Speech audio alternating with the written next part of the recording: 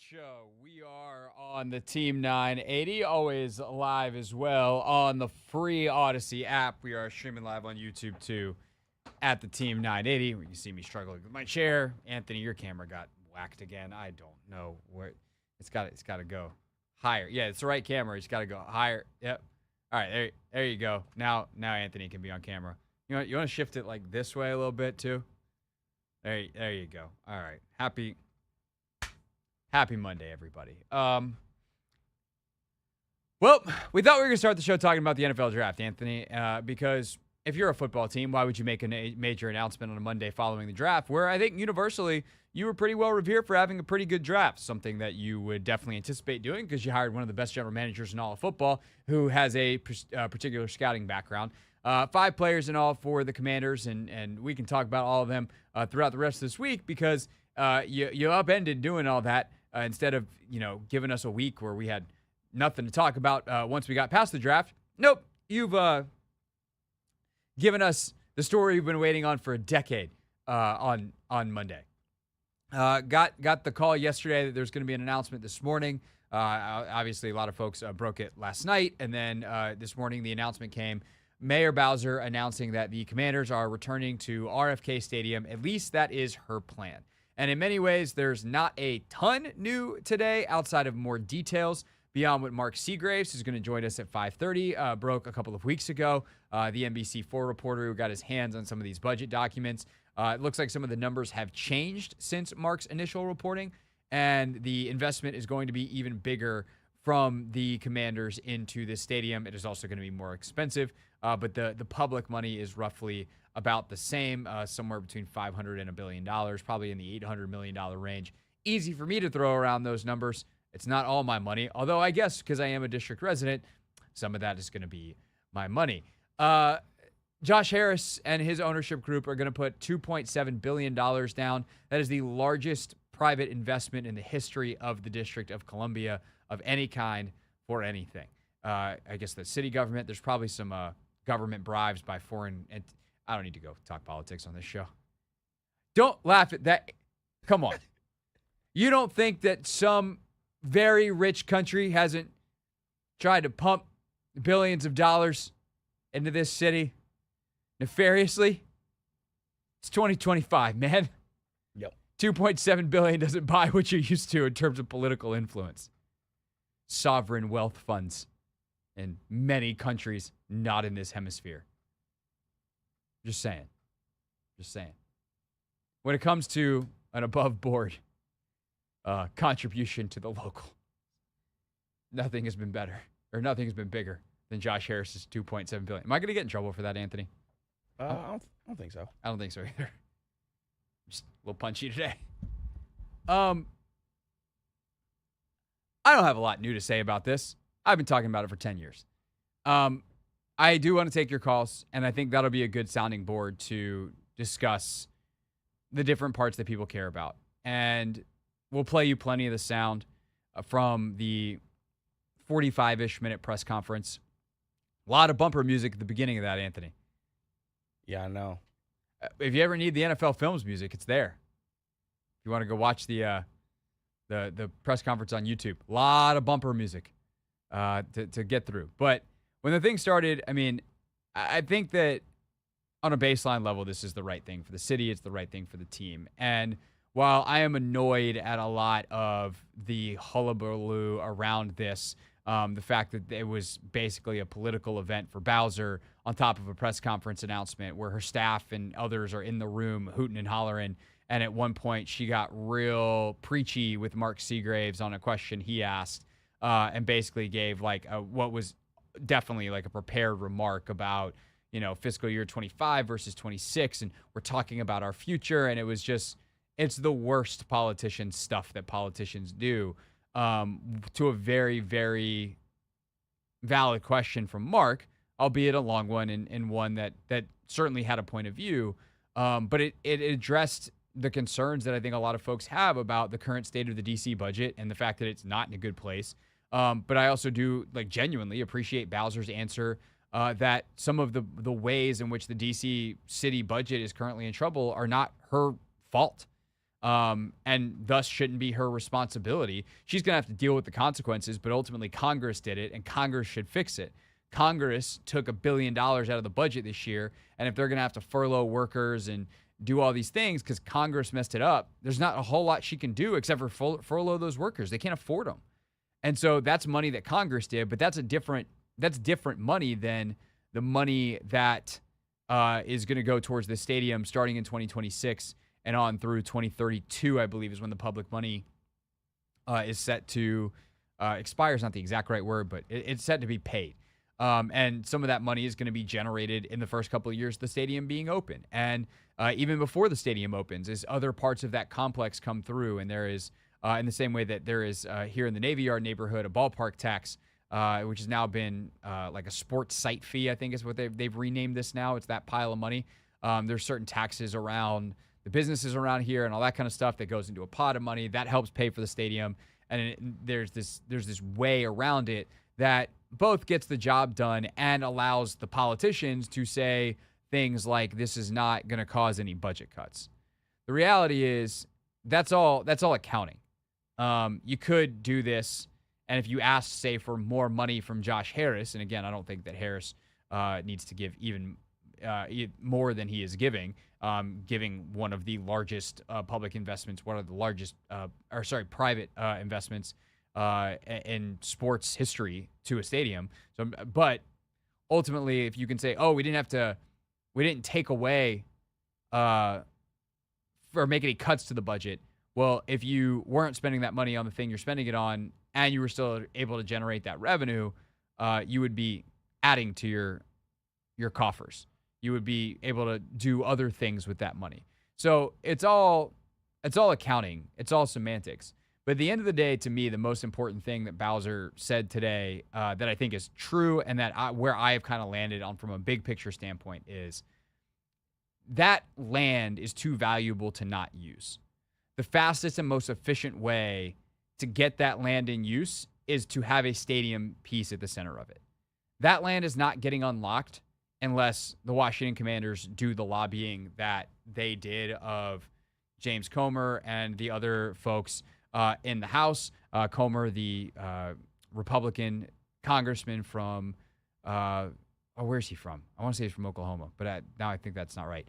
Anyway, Republican congressman who, along with Eleanor Holmes Norton, the D.C. congresswoman, they co-sponsored the bill to free the land without the lobbying that the Commanders and the NFL and Roger Goodell was there today, that they did in the Senate to get the Maryland senators the things that they needed to sign off on it and ultimately to have this thing go through at the final hour that they did. That's because of work that the city did, but also work that the Commanders did.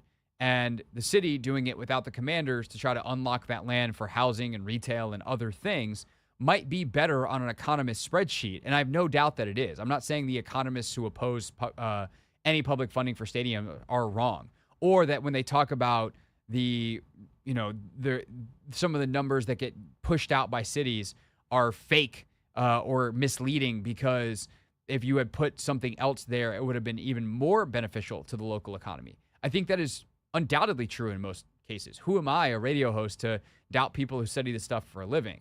But I do think, as someone who lives here and pays attention and understands on some level, I hope a pretty significant level, the powers at play here, I just don't think there's any way that they would have gotten that land. And that land sitting there rotting in a city with extraordinarily limited resources when it comes to acreage, 180 acres going unused, generating no revenue, is the worst possible, and in fact, costing taxpayers nationwide money to maintain to the extent that it was being maintained. Taking that away from being federal land, giving it back to the district under the premise that there was going to be a football stadium there, and then a surrounding multi-use, mixed-use park, lands, housing, facility, whatever word encapsulates all that. I think that was the best way to do the best that you could with that land given the circumstances. And I think that's probably still my most important takeaway from today. There is more to talk about for sure. The PSLs and how Josh Harris is talking about affordability for fans. There is obviously going to be a fight from certain parts of the neighborhood and we can talk about any of it. But the Commanders are returning to RFK. We will take your calls on it, 301-230-0980, 301-230-0980. Plus, you'll hear from Mayor Bowser and Josh Harris, and maybe some from Roger Goodell as well, coming up in this hour here on the Team 980.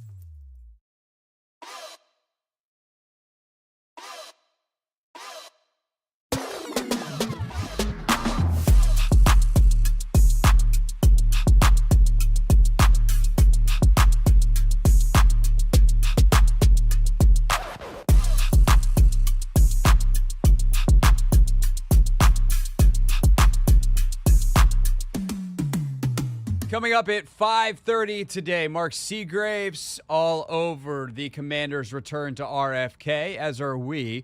But Mark from MEC4 will join us then. Right now, your calls at 301-230-0980. I gave you a couple thoughts off the top. I'll sprinkle the rest of my thoughts in as we go here, but I think it'll be easier to do that if we are talking to you. So let's get to it, starting with Scott in Silver Spring. Scott, get us started.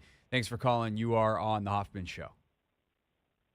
What's up, Craig? How you doing, man? I'm doing great, man. Appreciate you calling in. I mean, I think it's a great thing. I grew up not far from there for a while, and I believe, and like you said, you're not versed enough to say what the pros and cons would be of a venture like this, and neither am I. But I just think the Commanders coming home. I feel like you were asking for it, so I'll give it to you, Scott.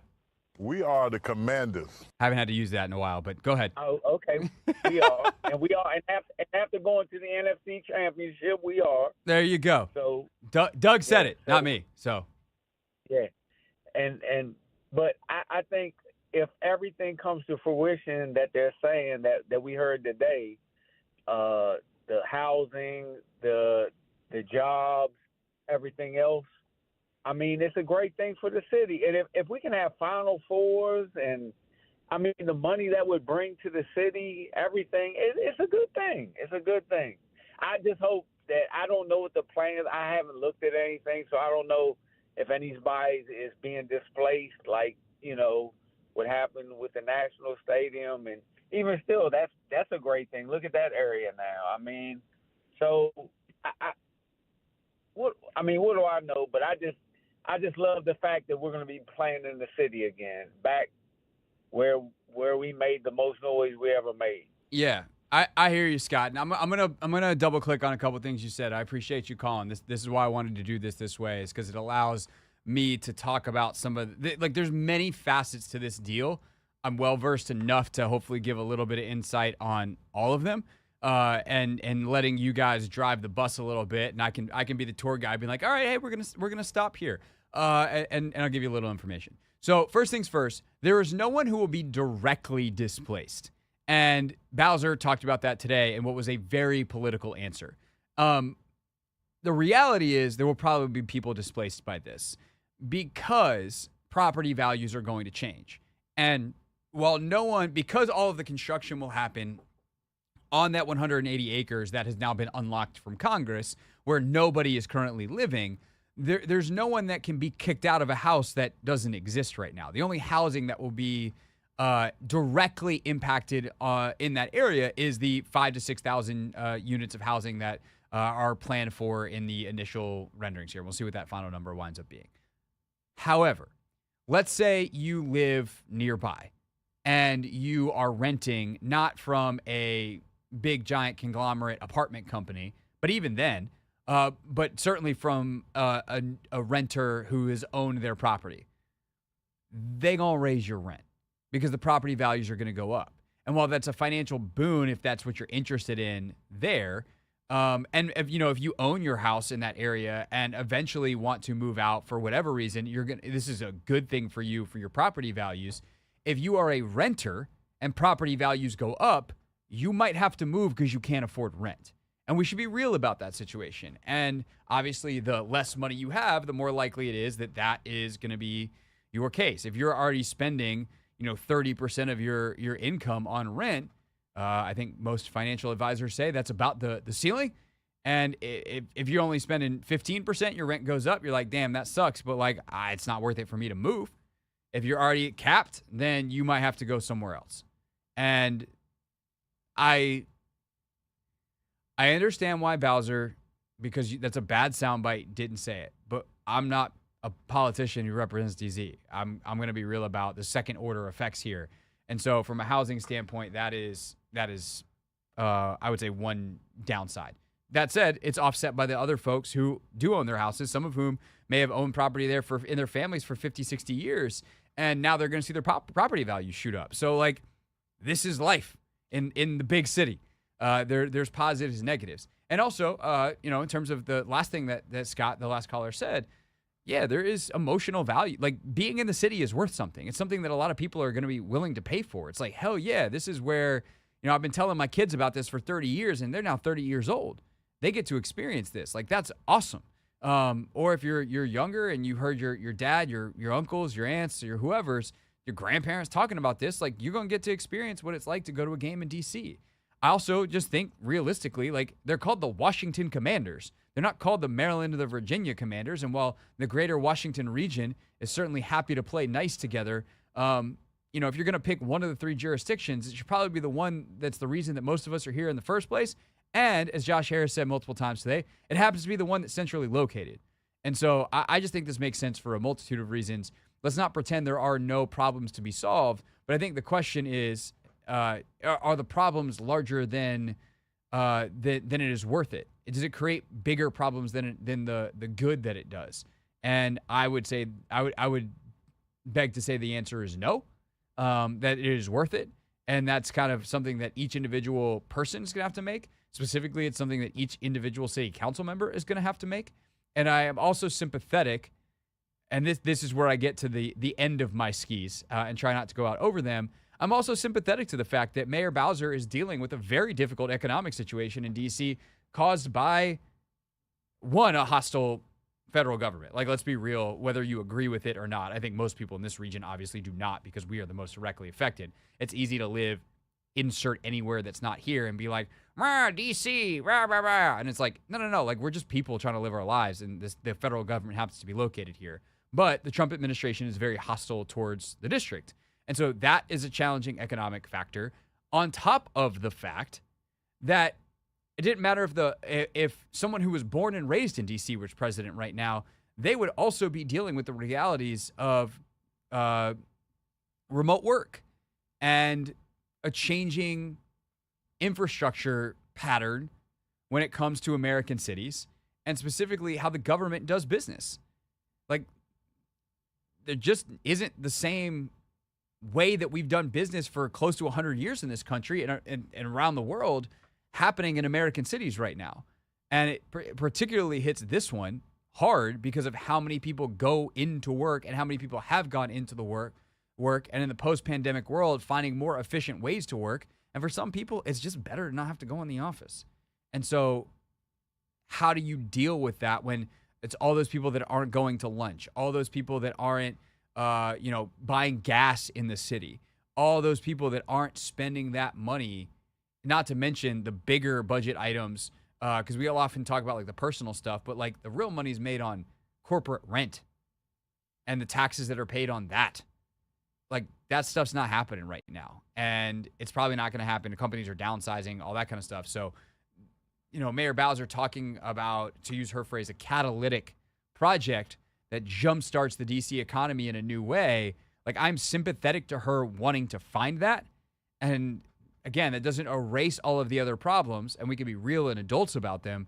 But I do think this is probably a very, very smart move for the city that's finding ways to generate, or needs to find ways to generate revenue, and a brand new football stadium coming, not even like they're moving from another part of D.C.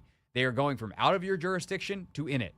And that, I think, is the final factor to make this worthwhile for the District of Columbia. 301-230-0980. More of your calls next on The Hoffman Show.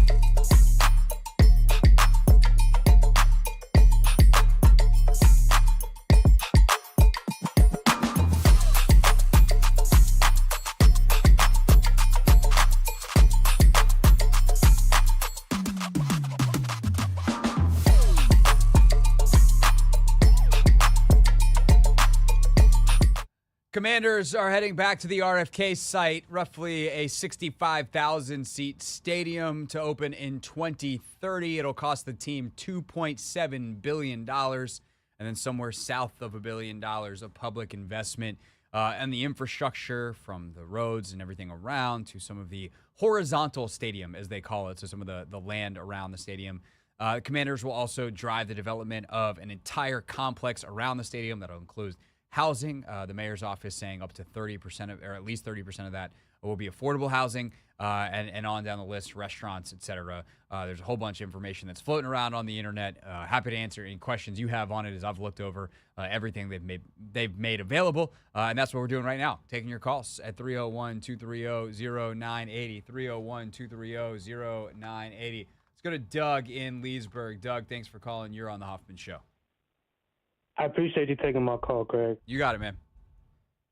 Yeah, I think it's really first to note how incredibly fast this process went through, and how Josh is a man of his word, and the fact that him and Mark and the rest of the owners had a vision, and going back to RK, had a plan for 2030, and they made it happen within 2 years. Was able to somehow get the land away from the feds, and work well with Bowser to get this done. It's incredible. I wish my past relatives could see this. But I'm holding my breath in terms of there's a lot that could still happen with how you so eloquently put it before. There's pros and cons to this. Like, it can bring so many jobs, but also it can uproot people at the same time. So it's going to be a lot of discussions within that. And with this new administration, anything is possible.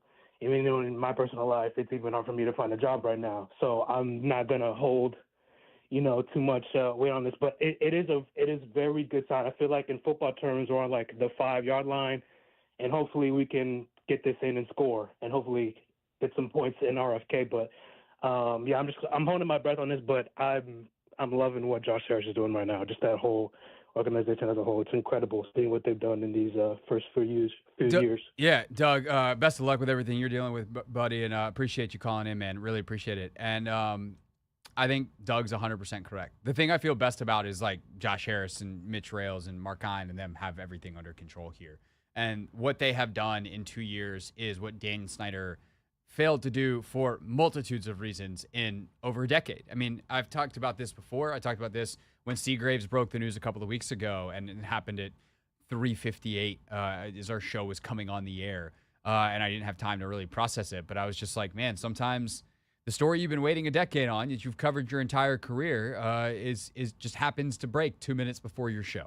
And that's what happened, right? I got here in August of 2015, and I remember going to the Coming Home luncheon that year, a thing that they used to put on. And pretty sure that first year, I want to say like Lindsey Zarniak might have done it. And I think Bowser was there, and it was like, we're going to bring the Commanders back to D.C. And it's like, sure you are. And there was all this hoopla about it then. And, how often do we hear about Bruce Allen and, he's connected and they'll get it done and Bruce is on it. And then they just kept trying. And one, they were such an untoward, terrible group of people that the district and multiple city council members, I don't even know how much Bowser really wanted to do business with them. She wanted to return the team home, but she would put hey, you won't do it till we change the name. And that gave her, political covering. Obviously, a lot of people were mad about that too. And I am not reopening the name debate, but it gave her some political cover because she wanted to do it, but then she didn't have to get into business with Dan Snyder, unless she could prove that she had some control over the situation. Josh Harris and them have been here for 2 years, not even. It'll be August of this year, August 2020, or I guess July, when the sale went final. We had our big party at the bullpen and the whole deal. And they've already gotten through all of this because Mitch Rales has been in D.C. forever. Mitch Rales knows a lot of people. Mitch Rales is a power player. Mark has been in D.C. forever. Josh Harris is a D.C. guy. The NFL all of a sudden is not toxic to work with because of, for certain folks in the political spectrum, the name, dealing with someone like Dan Snyder, who's accused of all kinds of stuff. But even before the accusations and all that stuff came out, people knew that guy sucked. And Josh Harris doesn't suck. Like, and the thing is about Harris, the last thing I'll say here is, let's say this does fall through, where there's just people on city council who are just like, no, we have the land back from the feds. We'd rather do something else with it. And now that we have the land back, we get our say, and it's a no for me, dog. Josh Harris will be ready for that moment. And he'll express disappointment. He'll say, the city has its right to make whatever. And he and Wes Moore will show up the next day and shake hands, and they'll get cracking on Landover 2.0. And that will be a what if, and all the celebration, the celebratories that have happened today will look kind of silly in hindsight, and they'll go in archival footage and the whole deal. But I trust Josh Harris to make that work. And, we'll talk about the draft stuff coming up in a little bit, and the difference in how I feel about the players that they take now versus the players they've taken in the past. And some of it is just like, if Adam Peters says it's a good player, I'm going to trust it's a good player because he's earned that. And it's a very, very different organization to cover in that way, where you have to check yourself. And my journalism degree is like causing me to break out in hives because you're taught to not trust anything. Like, you ask a zillion questions and you always have skepticism and doubt. And I still do. I'm not blind, but it's okay to have skepticism, ask your questions, and ultimately land on, these are smart people who are good at their jobs. And it's okay to say that part out loud. Let's go to Joe. Joe, thanks for calling. You are on the Hoffman Show. Hey, Craig, how are you? I'm good, Joe. Thanks for calling in. First off, I'm so excited. I went to my first game at RFK in '72, and there's actually a joke in my family that my father married my mother because her family had Redskins season tickets. So,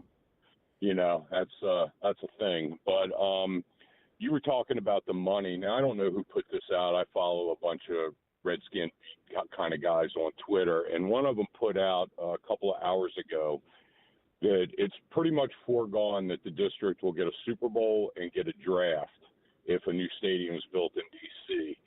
And just those two events alone would generate $1.2 billion in revenue for the city. So it pretty much pays for itself almost immediately because the Super Bowl would be coming quickly after the new stadium. Yeah, Joe, I think JP put that out. I saw that. And to be honest, so too. Yeah, to be honest, I don't know how, those numbers might all technically be accurate. I don't know the conclusion is actually correct. And I'm happy to explain why. And again, JP might be right with that. I just think that those numbers tend to then get really technical and convoluted. So to get to the details of it, right? The tax revenue that citizens pay for this, we are as citizens are never going to get that money back. So the city might generate X amount of revenue, but they're not going to be like, oh, hey, here's a refund. Now, of course, that money does go to other stuff, but then it's also, is that 1.2 billion number purely tax revenue, or is that revenue for taxes and all local businesses? Because that's how I took it. Right, and that's how I took it too, which means you're not then paying for itself. It is two numbers that don't go in the same spot in the equation. When you're talking about an economic investment, that economic investment is generating revenue for sure. Taxpayers. So sure, and so I get your point, and I'm not disagreeing with you. But if you look at it in the grand scheme of things, I mean, I grew up in RFK. I saw many Grateful Dead concerts there, Pink Floyd, U2, all of that kind of stuff. They're just printing money at that point. Right. Well, and then it's the question of does that money then, to use the old economic phrase, trickle down back? Will companies in DC give raises or bonuses to folks because they all of a sudden are flush with cash because they've done this, that, or the other thing? But I think, Joe, my other thing with it, you mentioned all those concerts you went to, all the games you've gone to. What you're paying for as a taxpayer, to me, is convenience. I, as someone who lives in D.C., would rather have the stadium be closer to me than farther away. I'm willing to pay a small amount of money every once in a while as part of my taxes for that. I also want my money to go to good schools if I ultimately raise a family here. I want it to go to making sure that the fire and police stations are good and that those public servants can do their job. That is part of living in a society, right? But I think ultimately at the end of the and day, you were talking about the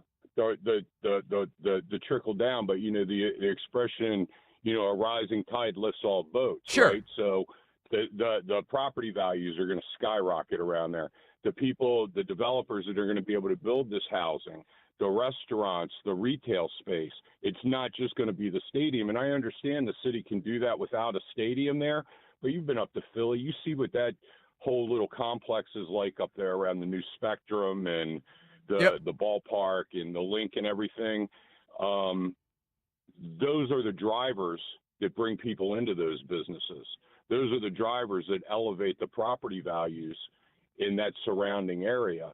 So when you're talking about do the taxes come back? Well, you're going to be paying more in property taxes, so that money's going to be coming back. I'm not saying eventually, you said that's money we'll never get back as taxpayers. Now, I don't live in the district, but I will tell you that was an argument that was made in Baltimore about M&T, and I think I've seen numbers in the last year or so that the tax revenue generated, in these kind of models that they build has come back to Baltimore City at this point. For sure. And I guess what I'm trying to say, Joe, is these are all very indirect things.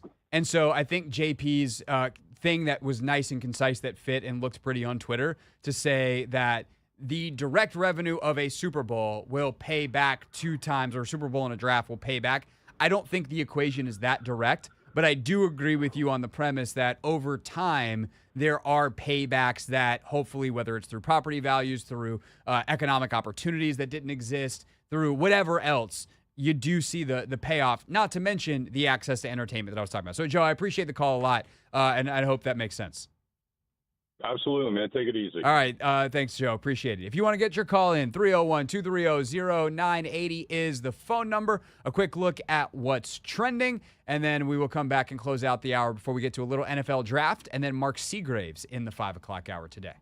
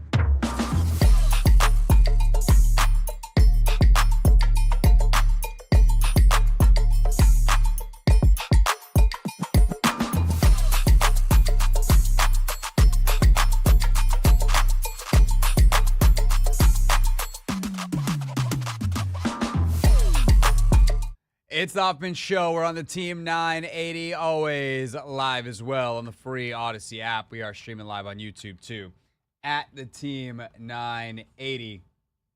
Talking NFL draft coming up at 5 o'clock. You'll hear Logan Paulson and my thoughts on how the Commanders did over the weekend. Take command style. And then at 5:30, Mark Seagraves is going to join us to talk about what is certainly the story of the day. The Commanders are headed back to RFK, as was announced by Mayor Muriel Bowser this morning. We want to thank you for making a transformational investment in Ward 7, in our city, especially now, a time where we need it the most.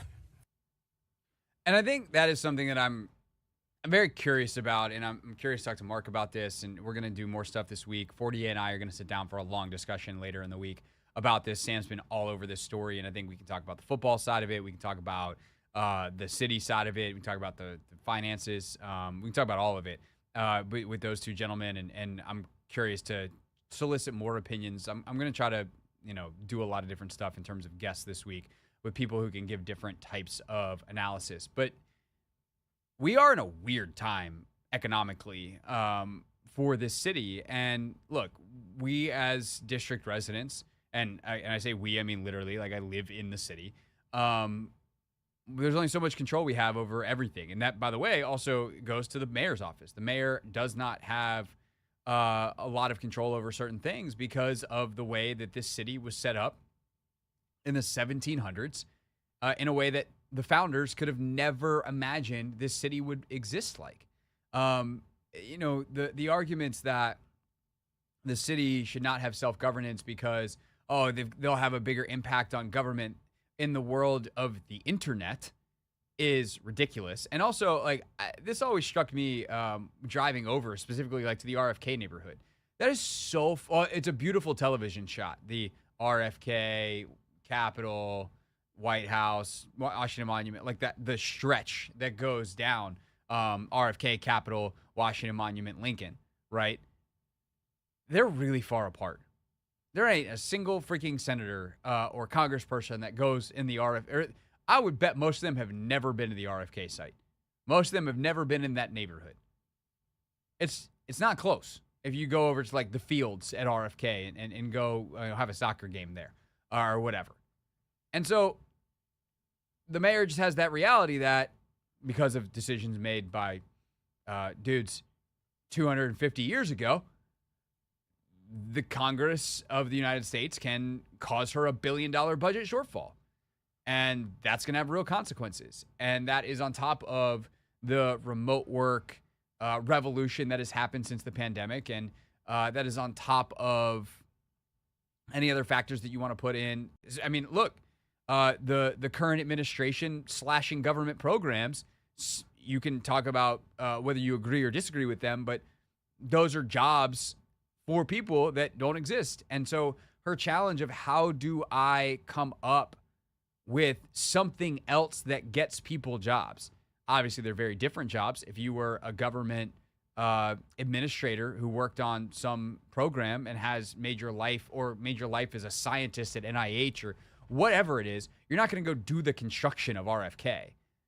But you got to do something if you're the mayor. You have to create jobs somewhere. You have to create revenue somewhere. And maybe there's doctor's offices that open in that neighborhood that wouldn't have been. And maybe the scientist goes and works there. Or maybe there's a research facility that opens. It's not always going to be one-to-one. These things are complicated. The impacts are both direct and indirect, which is actually why I appreciated her at one point talking about, she's asked for the community benefits. And here's what Bowser says. Well, with all economic development projects, I start with this, and I've been involved with a lot over the years. The number one community benefit is what we will deliver on the site. So we will be able to deliver because of this catalytic anchor investment by the commanders between 5,000 and 6,000 units of housing. We will be able to deliver more hotels.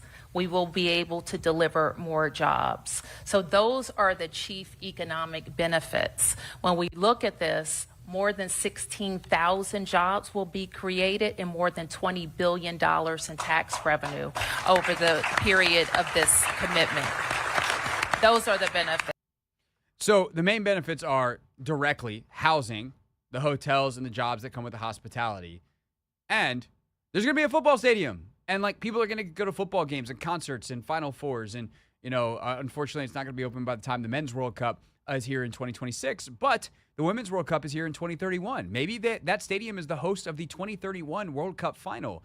And we can talk about the economic impact of a World Cup final. And sure, it's probably significant. But so is the fact that if you want to go to that game or those games, they're in your backyard. And I think that at the end of the day is the biggest thing, obviously, especially on the sports station. And we can talk about all the quasi-political and whatever impacts of this. But at the end of the day, if you're a football fan, in this case, either an American football fan or a proper football fan, you get that benefit, which is one you don't currently have. And the housing and the things, hopefully some world-class restaurants, but also grocery stores and other things that are necessary for a community to function. And then all the economic impacts that come with that.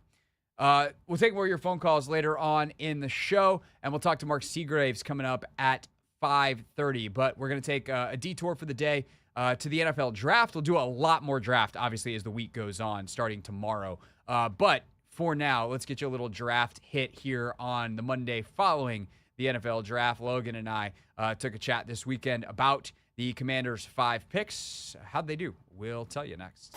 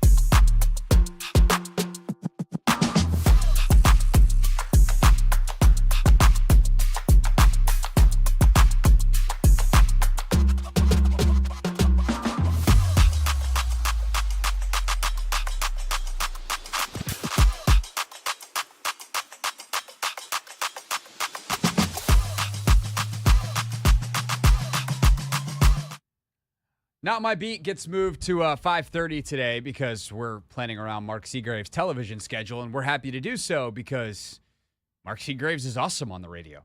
And Mark Seagraves is, of course, the NBC4 reporter who is on top of the stadium stuff for them. And the stadium stuff became much closer to reality today, where the Commanders and Mayor Bowser announced their intention to have the team come back to D.C. It's important to note for accuracy that this still has to go through the city council approval process, and that could be a hairy thing for Josh Harris, the Commanders, and Mayor Bowser. However, we have taken a very significant step towards a 65,000-seat stadium at the RFK site as an anchor of a multi-use facility, to use all of their terminology.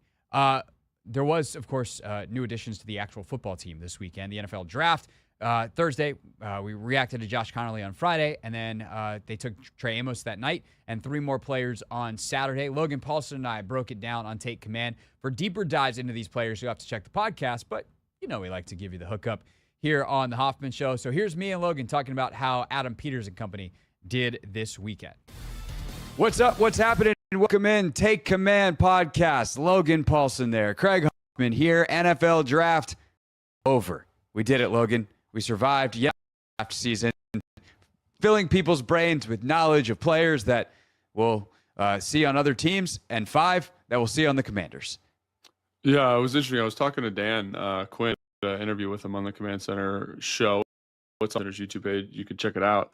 And one of the things he said was like, everyone's a lot of work for very little payoff. You know, you watch 300 guys. You know, obviously the director of college scouting is probably watching closer to 500 guys. You take 5 people, so it's like a 1 to 100 ratio in cases. And he said, I don't look at it that way. I look at this way to learn the league, which I thought was a really insightful thing. And kind of now I'm like, okay, you know, now you kind of get the landscape where these guys are going, what they are, and when they hit free agency, you have some file. I think it's again, it's a lot of work, a lot of prep, but I do think there's a benefit outside of just the draft. You have a coach that's bringing that to your attention. Obviously, it's important because like that shows you how the whole staff is and how locked in they will be moving forward when they're looking for people that can bring in. I felt that this year in a way that was different for me. The people care about my or your. I mean, they care about your draft process. I don't know how many care. 30 seconds. Like, I feel like I had more of a file on more guys this year than any draft I've ever covered. And in part because there's never been more possibilities for the team to take certain players at 20. I mean, we probably studied like 20, 25 guys in depth for the 29th pick, and Josh Connerly wasn't even really one of them, and then they took him. So then you do your crash course on Connerly. Like, I had a small file on Connerly, but then you do some more research. But I do feel like, you know, guys go off the board here, guys go off the board there, and you're like, oh, I get that, or I don't get that. You understand how they fit in certain places because you have that deeper file. And just like you said, that will help when we preview games this year. Like, oh, watch out for the rookie here because we know that he does this well, and we can see how it plays out. But also 4 years from now in free agency, when these guys hit and become available, you do have some level of file. And you know, the stats that go through that year over year, it does help obviously in the future. With that said, how'd they do? Let's start off there. Before we get into like who these guys are, when you look at the Commanders, the how'd they do question close to the what grade do you give them question. I am team I hate draft grades because we don't know until 5 years from now. But if you look at kind of what we hoped they would get out of it and what they did get out of it, feel about how they approached this draft and any major kind of storylines stick out to you, positive, negative, neutral? Well, I got to give our guy Jeremy Green a shout out. You know, I was talking, kind of texting back and forth. He's about still what awake. I mean, that guy sleeps. You know what I mean? He's about to enter hibernation. Yeah, right, exactly. And we were talking about Connor, how much we liked him and how much he liked him, and you know, he brought up something that I thought was really interesting. It's like, you know, when you look at the offensive linemen, obviously there were kind of top kind of like first round tackles, let's say, guys that you'd give a first grade to. And then after Connerly, weren't any, right? It kind of becomes a little bit land of the Wild West. And Arian Tierstre's in there. There's some other guys that kind of fall in that mix, but nobody you feel as good about as those top 4 guys. So is like that tackle pick is better because you kind of look at it and you say, gosh, like they still got a tier, like a first round tackle. So for me, that's tier 3 player, like kind of should be a first round player, but kind of heading into the second round. Yeah, that first dash second grade. Yeah, correct. And I think that was like really good insight by him. Like that piece, that position becomes more valuable because you're still kind of residing in that first round range, as opposed to edge, for example, which, as the NFL showed us, draft like was kind of full of second round players. Like I think everyone kind of had circled Donovan Ezeraku, Mike Green, and some of these other guys that like they were firmly second round players. Top of the second, they were like 5 to 6, 7. So I think that's, again, a really interesting perspective on that. And then I think when you look at how they handled the cornerback, I remember on draft night when we were kind of going through the pick, I'm crossing off my big board and kind of saying, who's available? What would I do here? And it's kind of between Landon Jackson, and I forget who the other player was, but there was 2 other players, Chavon Ravel maybe, and then there was a safety or something. And I was like, the best player of this group, the player with the least amount of questions, is Trey Amos. And I felt like they just kind of went down the board and were like, these are the players. Like Josh Connerly is a first round player for us. He kind of falls in this tier. Like when I looked at my sheet, it was like, oh, he's the best player available. Like for me even, and I'm not in the room with them. And you go down to Trey Amos, and it's the thing for those first 2 picks, like just being so process driven was fantastic. Their kind of later round picks, your Jalen Lanes, your Kane Modernos, your what's his name? Jackson, is that how you say it? Ja'Cory Krosky Merritt. Ja'Cory Krosky Merritt. Hey, look, his nickname's Bill, and Ja'Cory, we're gonna call you Bill because apparently that's what everybody calls you. And then we're gonna get his name correct. The hyphenated Krosky, but we can just call him. Yeah. And I look, and we've talked about them a little bit offline, and they are just good ball players, right? Yeah. They're competitive, they're smart, and we'll talk about them more specifically. But when they picked Lane, I think I texted you, and I was like, dude, I like this player quite a bit. Pumped. And then not as pumped as you were for Medrano, but yeah, we'll talk about him more in a second. But I just think you go down like good football player that adds value right now, Kane Moderno, good player that adds value right now, and then Krosky Merritt, like he is an interesting guy because he didn't play last year. He played 1 game last year, but if you watch him at New Mexico, like he has all of these kind of like run back traits. Now he's a 7th round pick. He's just above kind of being a UDA, but I think he's extremely talented. And so I like the ability that they in the first round to be extremely disciplined and find the best player. And I think they had a certain level of need, which is great. And then when you get to the second round, to find these pieces that are just like, they feel like they're going to make your football team is the way I would say it. And like when you look at people's drafts, I don't always feel that way. You know what I mean? I'm not always like, oh, like this, there's no way this guy makes this team because they have this person here. He's going to be on the practice squad. This feels like kind of a wasted pick. I feel like these 3 guys, and I'm not just saying this, like this is supported in my evaluation. Like Kane Moderno was a top 100 player for me, so for him to be there, for them to get him this role, the special teams value, all that stuff, I feel that way about all 3 of those guys. Definitely. Like they had 5 picks. They had to use them smartly. They had to use guys that were going to make the team. But I think we were talking about this on the phone yesterday. Like, I think these guys not only make it in 2025, I think these guys are on the team in 2026, 2027. Like that is rare in a draft class. And of course it could go sideways because of course it could. Every team is thinking, oh, we just somewhere between 4 and 11 dudes that are going to make the team and be here in the long term. And there's probably teams, even if this guy doesn't make it in 2025, he's going to be on our practice squad and he's going to start for us by 2027. Like there are teams that think that way, or at the very least you're like, hey, he's for us for a couple years on contract, whatever the version of that is. But I think Washington did a really good job of attacking really talented players with both high upside, but also usefulness in the NBA. And Lance Newmark said that Jalen Lane was also the best player on their board. Now, the best player on the board becomes less critical, less scientific, less whatever the farther on you go. Obviously, like there's going to be way more variance on who the best player is on every team's board the farther you go. But for them, it was an obvious thing, and I think in part because we know they wanted to add to that offense. They wanted to add some burst, some pop. But like he's got a use right now, and that's the other thing that Lance said that I liked a lot is they have have for all of these guys. Like, I think Jalen Lane is going to be their punt returner and possibly their kick returner in 2025. And then they'll see what he can do on offense. Obviously, Kane Madrano is going to be a special teams guy.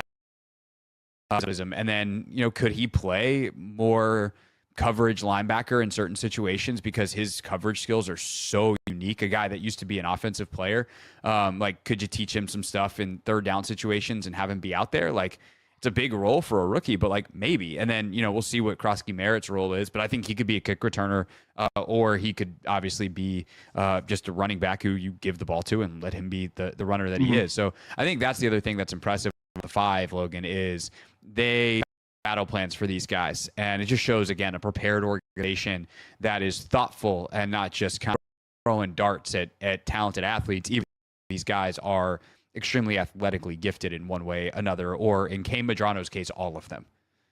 Yeah, and I think with Jalen Lane is a good example of this. Prior to that pick, I think it was there was a pick, a rash of 4 edge rushers in a row. I'm trying to remember exactly who they were, but it was all guys that I was really high on. I thought, oh man, this is going to be the edge.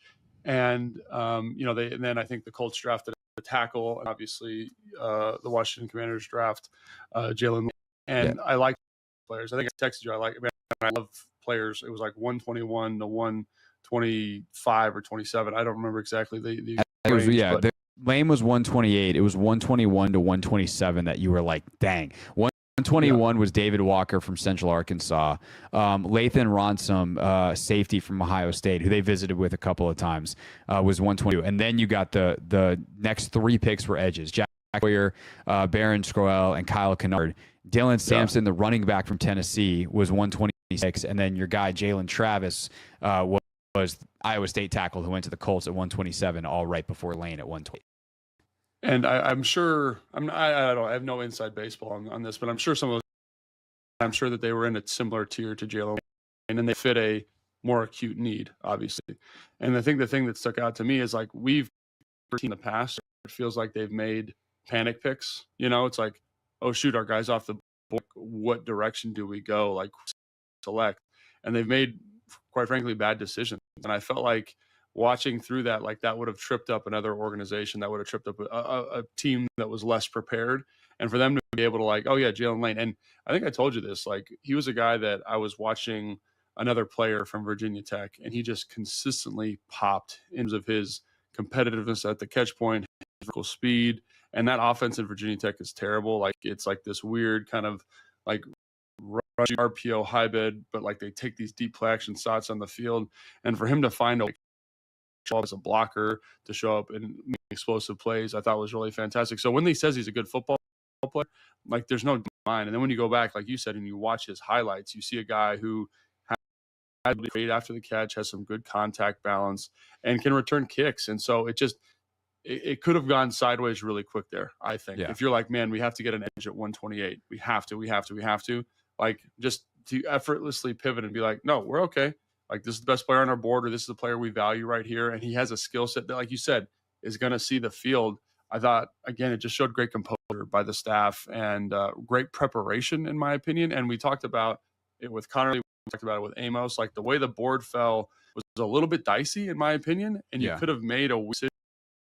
Just kind of were all right, we trust our board. We trust that game that we played in the weeks leading up, where it's if it's this player and it's this player. And we just got on base. And I just really appreciated that. And I just thought, that 4th-round pick was really interesting because of the landscape leading into it. Yeah. Although I'll say this, Lance Newmark afterwards said entering day 3, Lane was their number 1 player. It wouldn't surprise me. Every team always says that. What are they going to say? Oh, no, he's the 5th player on our board when we drafted, but we passed up the 4 other guys because what would make sense that sentence? Absolutely not. I mean, I guess it was a position of need. Okay, whatever. But maybe those edges weren't ahead of Jalen Lane on the board. But I do think it's worth mentioning. This is one thing I did want to talk about. The one, I don't call it downside, negative. I'll call it a negative, but not that they did a bad job, which will make sense in a second. I'll just say the thing. They didn't have flexibility to move in this draft. No. And so the one downside having the 5 picks is they had the 5 picks, and there was no way to trade up if position happened.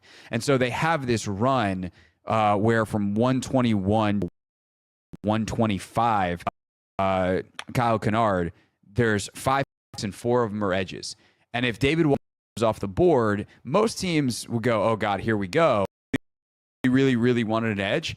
And they would say, let's go flip a 5th or flip a 6th to move up 3 or 4 spots. Or even let's flip a future 5th to move up.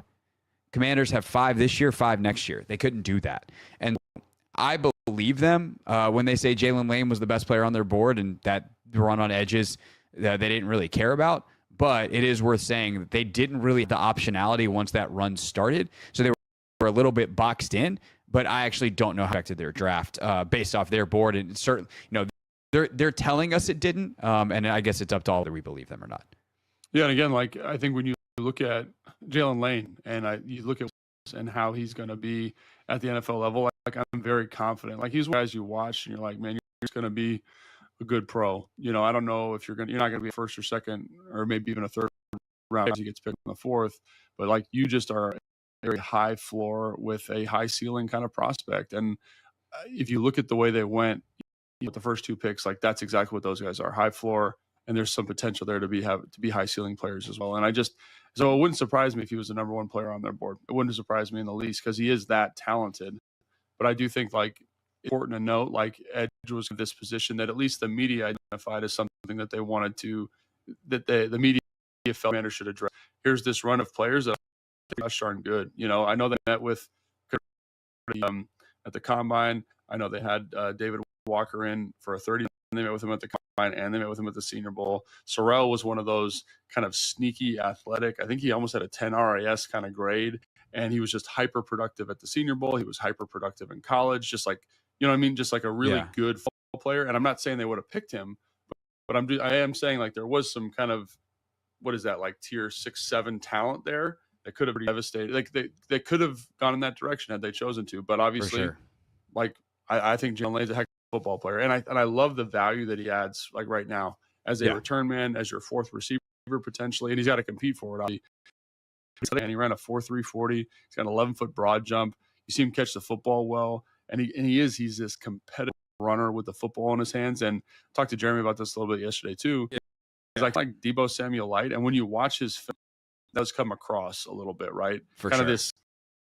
He's not a running back necessarily, but he's got the kind of context of a running back. So I think it could be pretty cool in this offense where they try to create these space plays for the receivers. For sure. We'll double click on that in a second. Let's go through all these guys. We'll start with Trey Amos, the 2nd round pick. We obviously talked about Connerly. So if you missed that episode, check it out. But our big picture look at it. Now let's get into some of the details, starting with Trey Amos here on Take Command. All right, if you want to hear more about Amos, you want to hear more about all of the rest of the draft picks as well, about Anthony, did you know the running back that they took in the 7th round, his nickname is Bill. Bill? I didn't make it up. Do you know why? Nope. They didn't explain why? Nope. I would love to know. We got to see if we can get him on the show. We got to get to the bottom of this. I was reading The Beast, which, oh, dang it. I brought the hard copy of The Beast in. By the way, I'm gonna have it here for posterity. But I read it in The Beast. It's like nickname Bill. And I was like, okay. And then I'm watching New Mexico highlights and of the kid, Ja'Cory,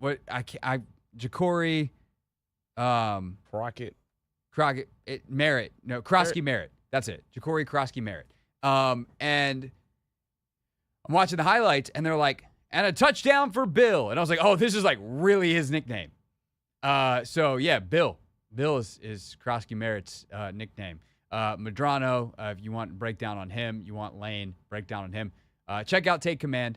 On Thursday this week, we'll break down the UDFAs and then put a wrap on the draft on the Take Command side of things. But if you want the breakdown of all those guys, how they fit in Washington, some of the other key questions that they unlock, what does Amos mean for the rest of the cornerback room, all that kind of stuff, then check out Take Command wherever you get your podcasts.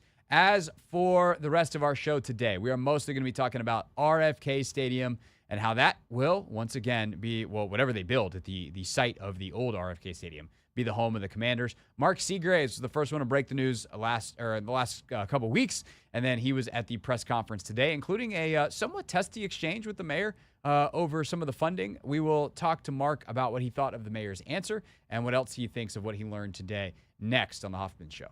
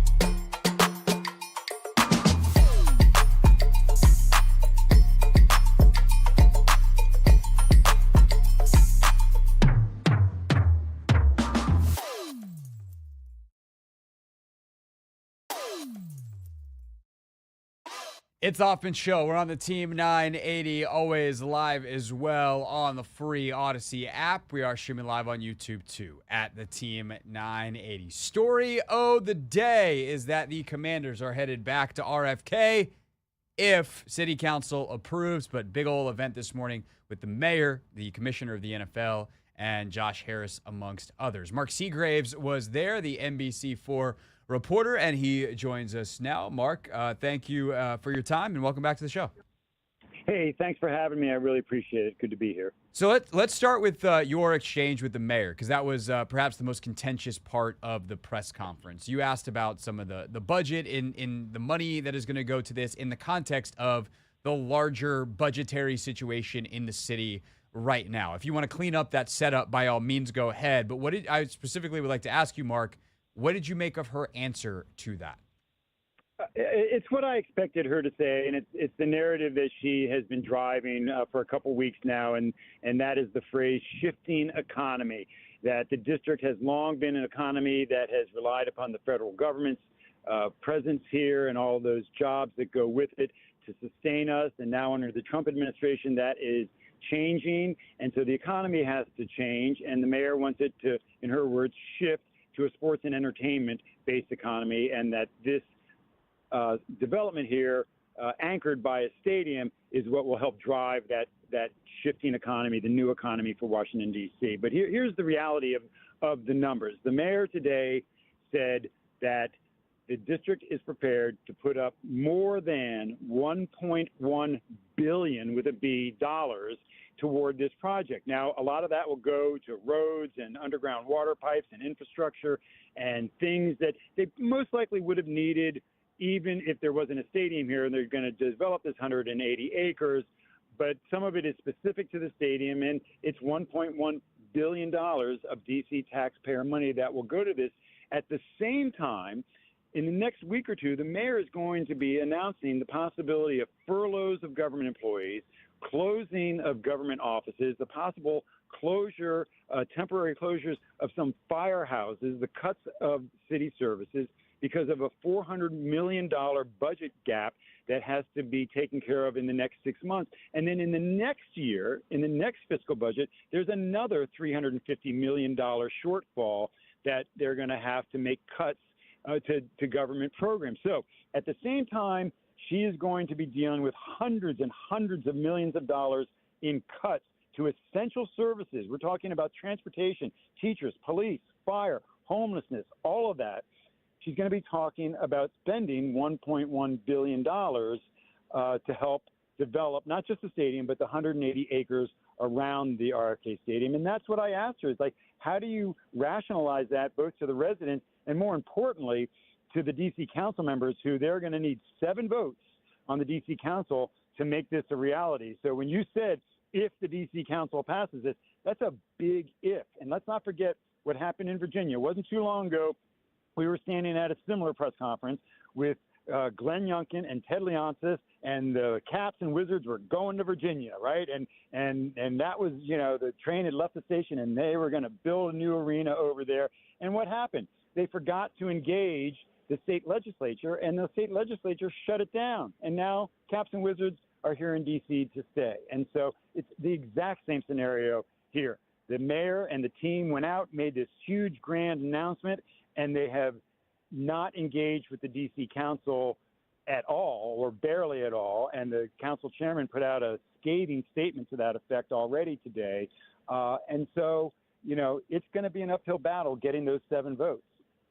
Mark Seagraves, NBC4, with us. So part of the mayor's retort would be, we need to spend money to make money. She had this, was clearly a prepared political line of like, if you want to be about business, you got to, or whatever the business line was. You're like, oh, that's a bar. That's going to play well on social media.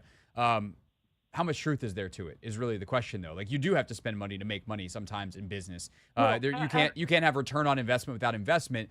But how valid is this if you talk to economists and the type of experts that would be able to tell us, Mark, how valid that is, and how does the timing work for the money on the front end, because you have to have the money to invest in the first place?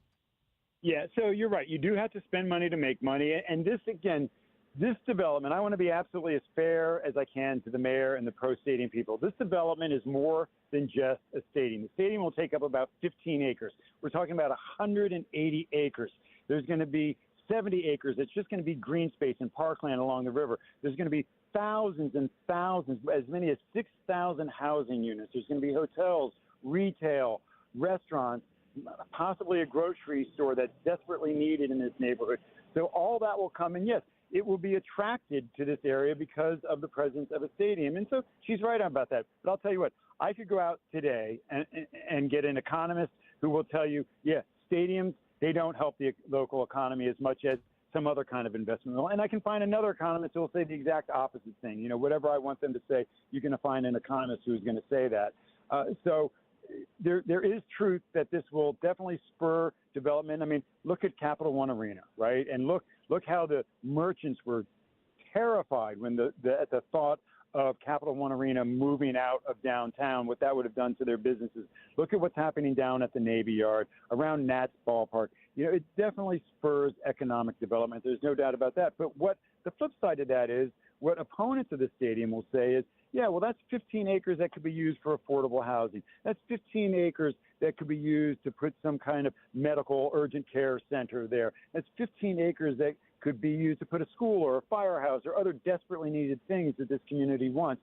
And so it's a balancing act. But, you know, there's a lot of pride in having these teams. And I will say, look, you guys are sports guys, right? So I'm preaching to the choir on this one. But having a city that has every major sports franchise located within a 10-mile square mile area in its jurisdiction, and every team having won a national championship, you know, in our lifetime, you know, is a great thing to have. And that's going to attract other things like conventions and businesses and a Super Bowl. We heard Roger Goodell, you know, float the idea of a Super Bowl, Olympics, Final Four, all kinds of things that the city can attract. Taylor Swift, Beyonce, that they couldn't attract without this stadium. And so there's definitely an argument to be made that this will help, you know, with that effort and create jobs at the same time. Mark, my question, I guess, on that for the, like, we've had like Andy Zimbalist and a couple of the other economists on the show who hate this stuff, or at least make the argument that stadiums are not the best use of space for cities on economic terms. And my question for that argument in this particular case is, would this land be unlocked if it wasn't for what the Commanders did and the NFL did on the lobbying front? And I don't ask that as a sports guy. I ask that as like a genuine question, because I think there's a chance that if the Commanders aren't involved here, that land is still just rotting. Like, it's 180 acres of unused land as opposed to the 15 acres that you have to dedicate from a stadium. Am I wrong on that? Well, the whole 180 acres isn't completely unused. I'm looking at a DC Vault has a place here for their gymnasts to practice on this campus. There's a skate park that's right now being used by a bunch of kids right now. There's the fields at RFK, which supports youth soccer there. So there is use of the campus, but there's no tax being generated, right? There's no retail. There's no economy being generated on this site at all. And you're right. Look, the Commanders and the NFL, we know Roger Goodell himself and Josh Harris himself walked the halls of Congress, knocked on doors of members of Congress to get that legislation. And you saw the picture of Joe Biden signing the legislation with Mayor Bowser on one side, Josh Harris and Mark Ein on the other side. So, yes, they were absolutely pivotal in getting that legislation across the goal line. Would it have happened without their help?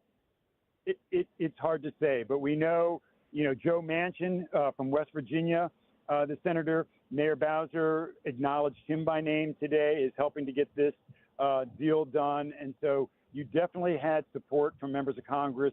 You know, Representative Comer, who chairs the committee that oversees DC, spoke in favor of this and football. And look, you know, members of Congress know you get a football stadium right down the street from their office. Guess who's going to get to go to a lot of football games, right? So they have a vested interest in that. And the NFL, I think, is located, if I'm not mistaken, in more than 25 states. So they have an in with members of Congress and Senate in all these states. So they were very powerful. And Josh Harris and the NFL have helped the mayor lobby Congress on things outside of the stadium. They've used their muscle on this budget gap that Congress imposed upon them to try to get that fixed. So it is fair to say that without the help of the two teams, they may not have gotten the long-term control, which, as you said, opened the door to this development. So if that is the case, I would also assume if I'm Josh Harris, I'm walking into Phil Mendelson and the other city council people's office and going, you're not really going to do this to me, are you? What other arguments need to be made to get city council to 7 votes that they will approve this plan? It's really all about the dollars. It really is. The members of the council who oppose it, their biggest objection, particularly Phil Mendelson, is the use of public funds to build a stadium. That is what he has been absolutely opposed to. And that's why you see the mayor pointing to the fact that a lot of this money is going to what they call horizontal construction. So not vertical, not like buildings going up in the air like a stadium, but things like roads and underground water systems that need to be put in place, environmental assessments and transportation assessments.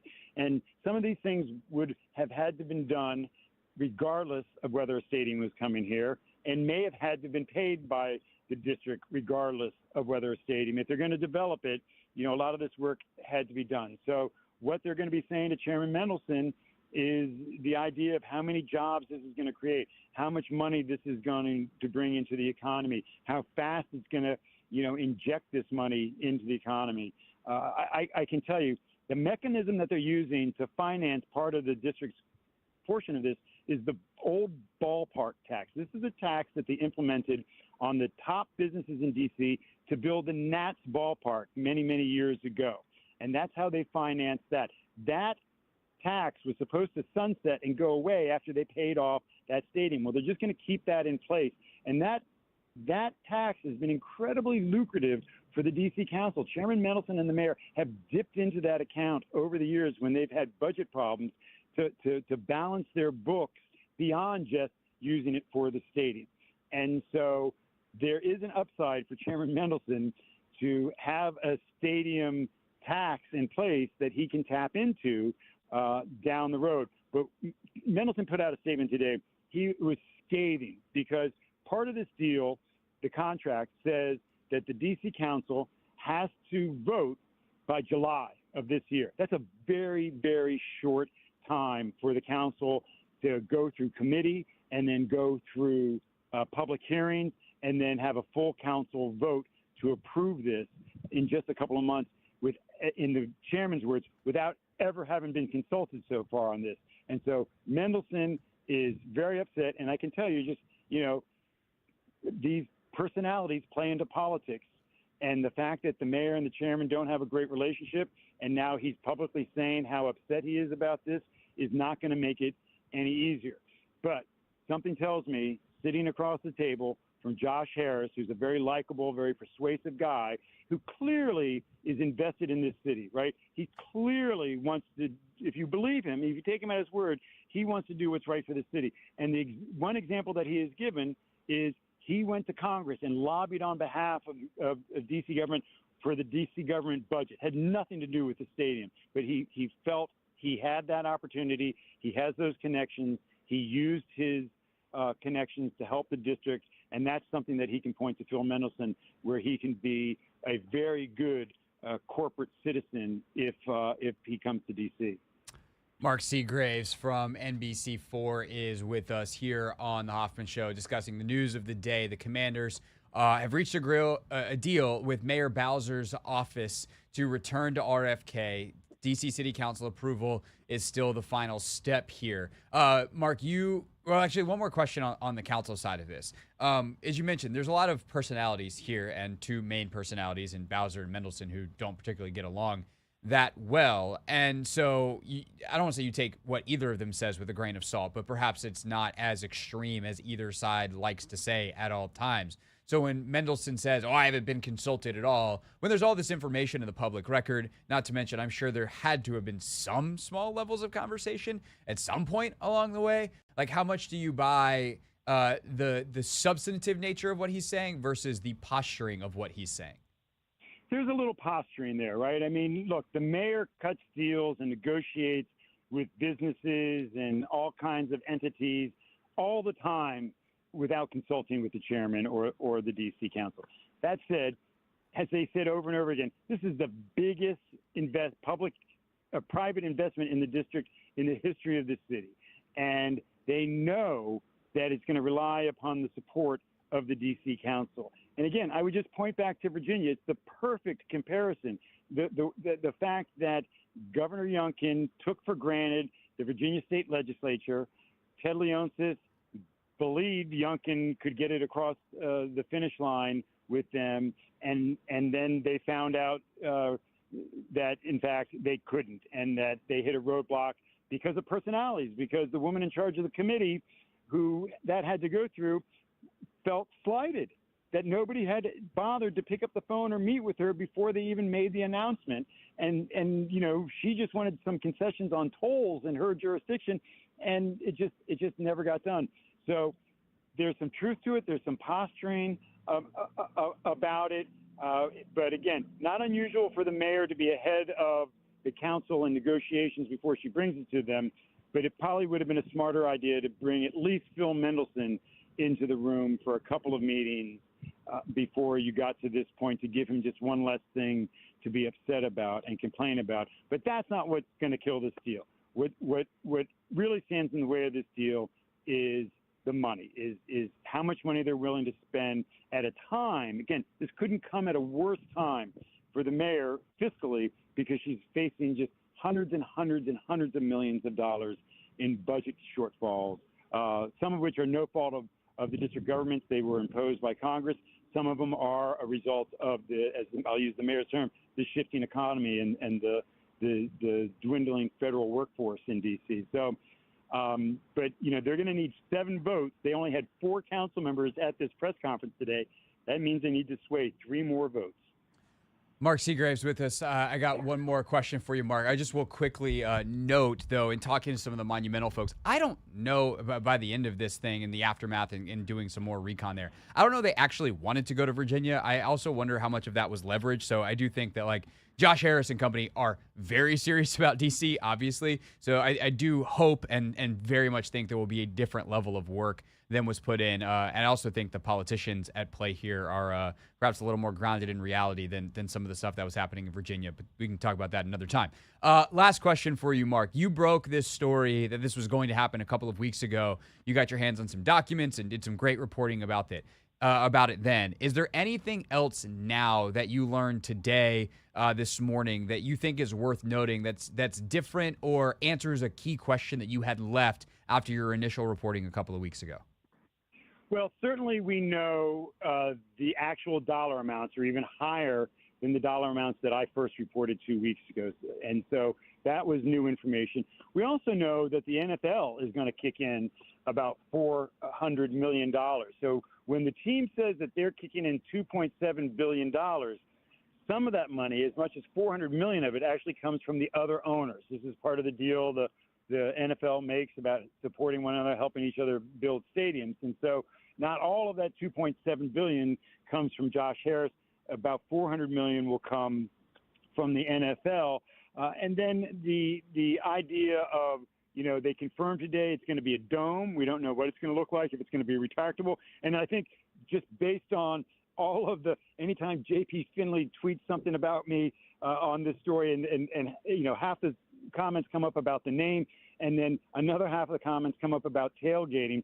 We found out today there will be surface parking, at least in the first few years, and that will allow for tailgating at these games, at least in the short term, before they build the bigger parking structures. So I think for people who are looking forward to tailgating, they will get their wish. There will be some surface lots available for tailgating. And then the other big question about the name, that came up again today in the briefing, and the president of the team reiterated what Josh Harris has said. There are no plans to go back to the old name. The Commanders is the name of the team, and that's how they're going forward. Mark Seagraves, you can catch him actually in about 5 minutes on NBC4, and he'll obviously be covering this over not just the rest of the night on their newscast, but as the story continues to develop moving forward. Mark, appreciate your time. It's always great to have you on the radio, and I'm sure we'll do it again.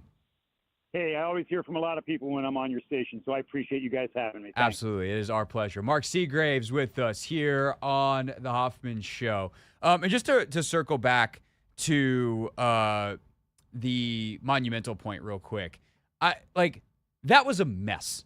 It was extremely poorly done in a lot of ways.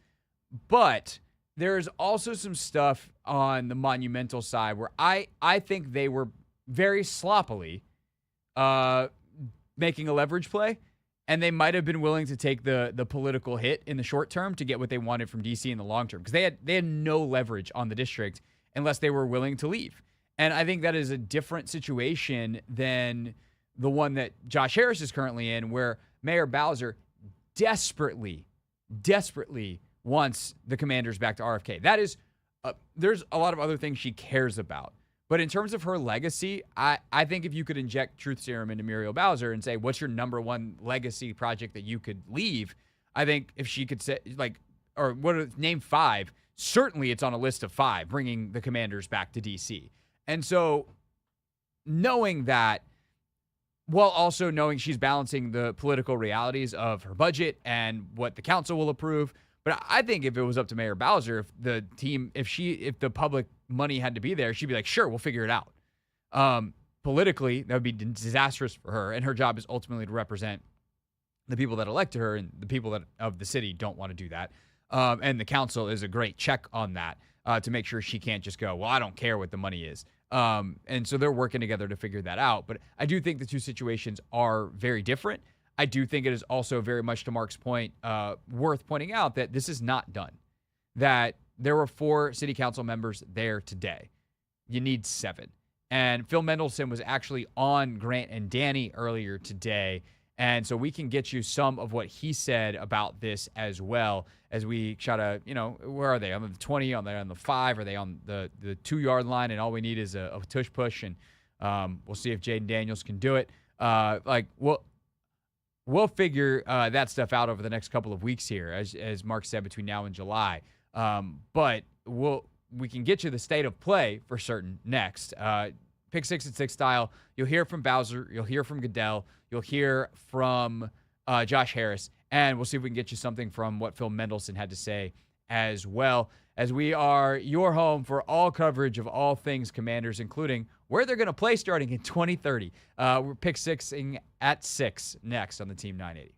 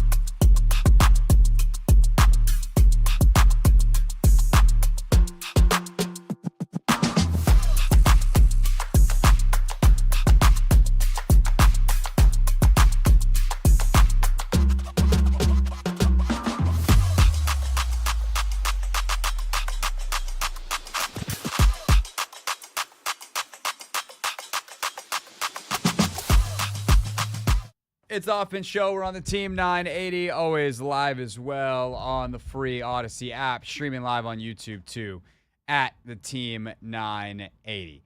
It is time for a Pick 6 at 6 because there is massive Commanders news and a lot of things that you should hear. So without further ado, ladies and gentlemen, boys and girls,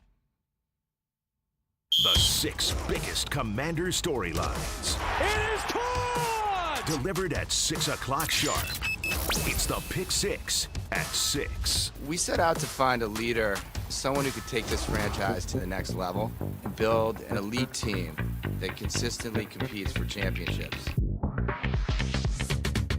Josh Harris and company announced today with Mayor Muriel Bowser that they intend to bring the team back to D.C. They've reached an agreement with the mayor's office. It still needs city council approval, and that is where we take you now. The particulars, the details, as much as we can give them. Number 1. But first, a word from Commanders managing partner Josh Harris on what this all means and the nostalgia that will return the Commanders home.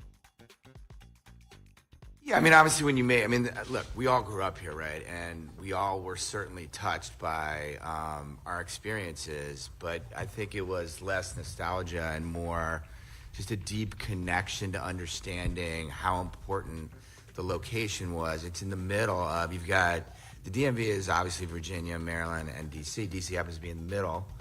Obviously, we all experienced, the rumbling of RFK and the centrality of that location in terms of its proximity to the seat of government and to businesses and being in the middle, as well as, the experience of a city stadium, right? Like walking there, taking the metro, kind of the experience itself. So I think that all of those things contributed, but at the end of the day, it was the right thing. It was less nostalgia.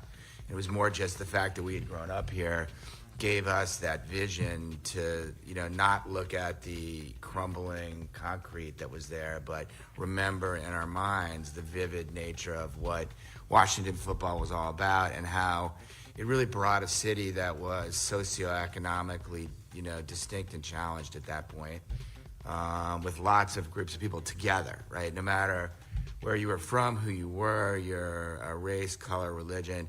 On Sundays, you were a Washington football fan. And so that really did contribute to our focus on it and then, kind of brought it to life. And then, look, let's face it, Washington is amongst, if not the most important city in the world. It's a gateway city for the United States of America. And, to have a stadium and a site, where you can see the Washington Monument, you can see the Capitol. I remember watching on TV those shots and having John Madden talk about, we're here in the nation's capital, and there's the Washington Monument, there's the White House, there's the nation's capital, and then there's RFK at that bowl, right? And so all that stuff was incredibly motivating to all of us. I do find it funny that he said, no, it's not the nostalgia, and then described a bunch of things that could easily be described and characterized as nostalgia, but it's also a reality. Like, I think nostalgia means that there's a bit of rose-colored glasses or burgundy-colored glasses, for instance, in a particular case, but there is a reality that every single person you talk to that had that lived experience remembers it the same way. And so maybe it is nostalgic, but the real motivating factors can be more than purely emotional, and I think that's what Josh Harris is trying to say there. Going all of that stuff doesn't pay the bills. Number 2. And that is the main concern and question now moving forward that is going to have to be answered for by Mayor Bowser and Josh Harris. Now, Josh Harris is in part answering that question by putting up, well, it's not $2.7 million of his own money, but he and his partners and the NFL will put up $2.7 billion. So some of that, Harris, roughly $400 million of that, so $0.4 billion from other NFL owners, because that is how they do business. They help each other build stadiums. And then Mayor Bowser is saying up to $1.1 billion of other money.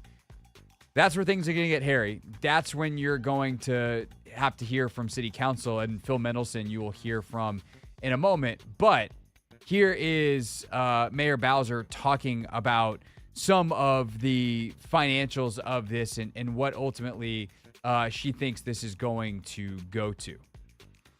So when Josh talks about this, he very elegantly says that he wants to provide and do for the city and give the city what it deserves. And I agree.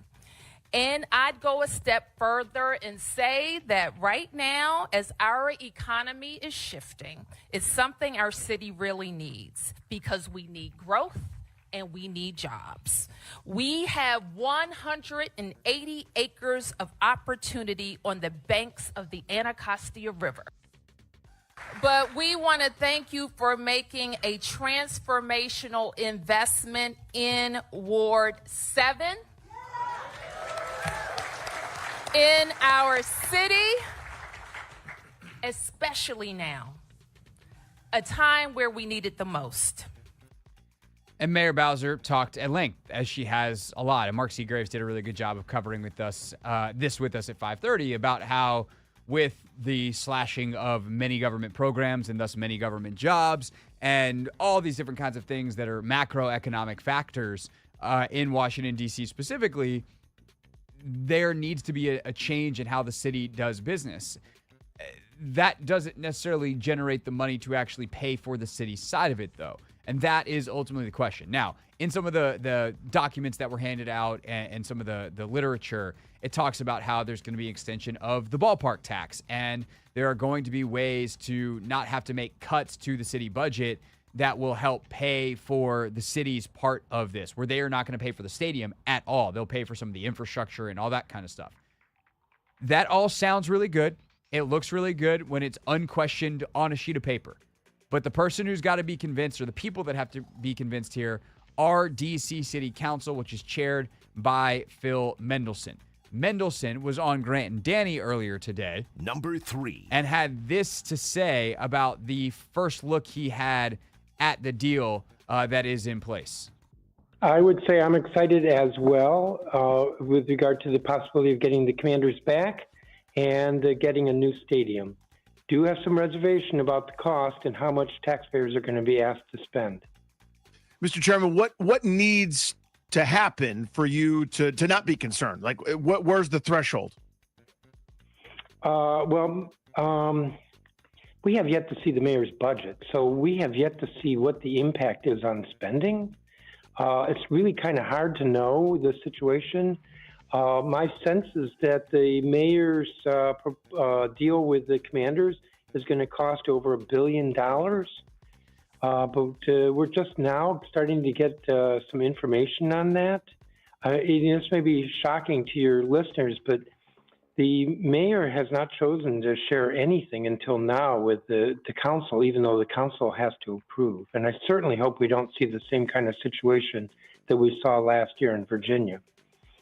So I estimate that it's at least, close to $1 billion. That's $500 million for horizontal construction, plus another $181 million that's going through a affiliate of the government for parking, plus another $175 million, which is pledged from future taxes to be reinvested in something like the year 2032.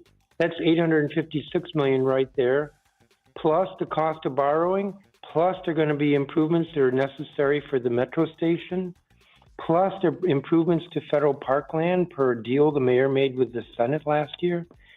So it's going to be at least $1 billion, and we have not seen all the details. Seems like if you're going to spend $1 billion, the details are important. I have no idea why the mayor wouldn't bring city council along the way on this project. That seems very silly to me. I also don't know how the sausage is made in D.C. city government at that level. There might be reasons for it. Whatever they are, she's chosen this path, and now it is going to be on Mayor Bowser and the Commanders to convince Phil Mendelson and 2 more of his colleagues to join the 4 city council members that were at the press conference today, who are clearly already ready to vote yes and bring the Commanders back to D.C. Many more thoughts on this. You'll hear more from Harris and more from Bowser, some from Roger Goodell as well. Plus, Wes Moore, he is the person being left here, at least the person in charge. Maryland's governor spoke today about the Commanders leaving Landover. But why is he not concerned that Landover will become what RFK became when the Commanders left for Landover the first time? So all of that next in the back half of our Pick 6. But first, the latest in the world of women's sports presented to you by Wawa. Chicken how you wanna at Wawa with customizable roasted and crispy chicken sandwiches.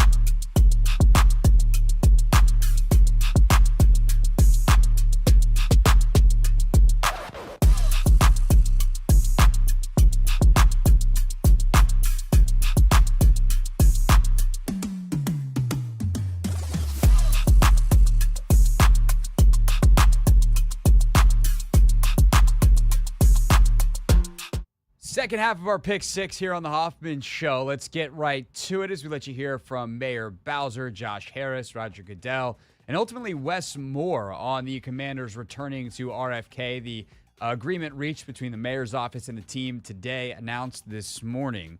Number 4. And Mayor Bowser had this to say about what actually is going to happen here. Obviously, a stadium is the anchor, but what else is she planning to go on the banks of the Anacostia? Thank you. For Josh and for Mayor Bowser, what assurances can you provide to local residents that they will not be overwhelmed by the new construction, the new projects, that they will be able to stay in the area and stay in the housing that they currently have? And for Roger, I wonder if the SoFi project in LA is at all analogous to this in terms of the partnership that the Cronkies have with the city of Inglewood. Well, thanks for that that question. And the good thing about this site is it was an NFL stadium there. The Washington football team played there for decades, and the transportation infrastructure exists. It is served by Metro. It's served by the highway. It's served by an expansive bus system. The difference between when the team last played and now is that there are many other modes that are available for people to travel there as well. What we've heard from the community is they're tired of the blight, and they want the 180 acre parcel to be brought back to life. So one advantage is that we won't just have what's there now, a sea of parking and a stadium. We're going to be able to have a wonderful mix of uses. I love that we can show a map that demonstrates all of the different parcels that will be engaged, that include entertainment, an entertainment district that has set aside park space, including the area that can't be developed right along the Anacostia River, and an entire recreation district that the district will populate with the existing fields in our sportsplex, and what we're calling the Kingman Park District, which will be largely residential.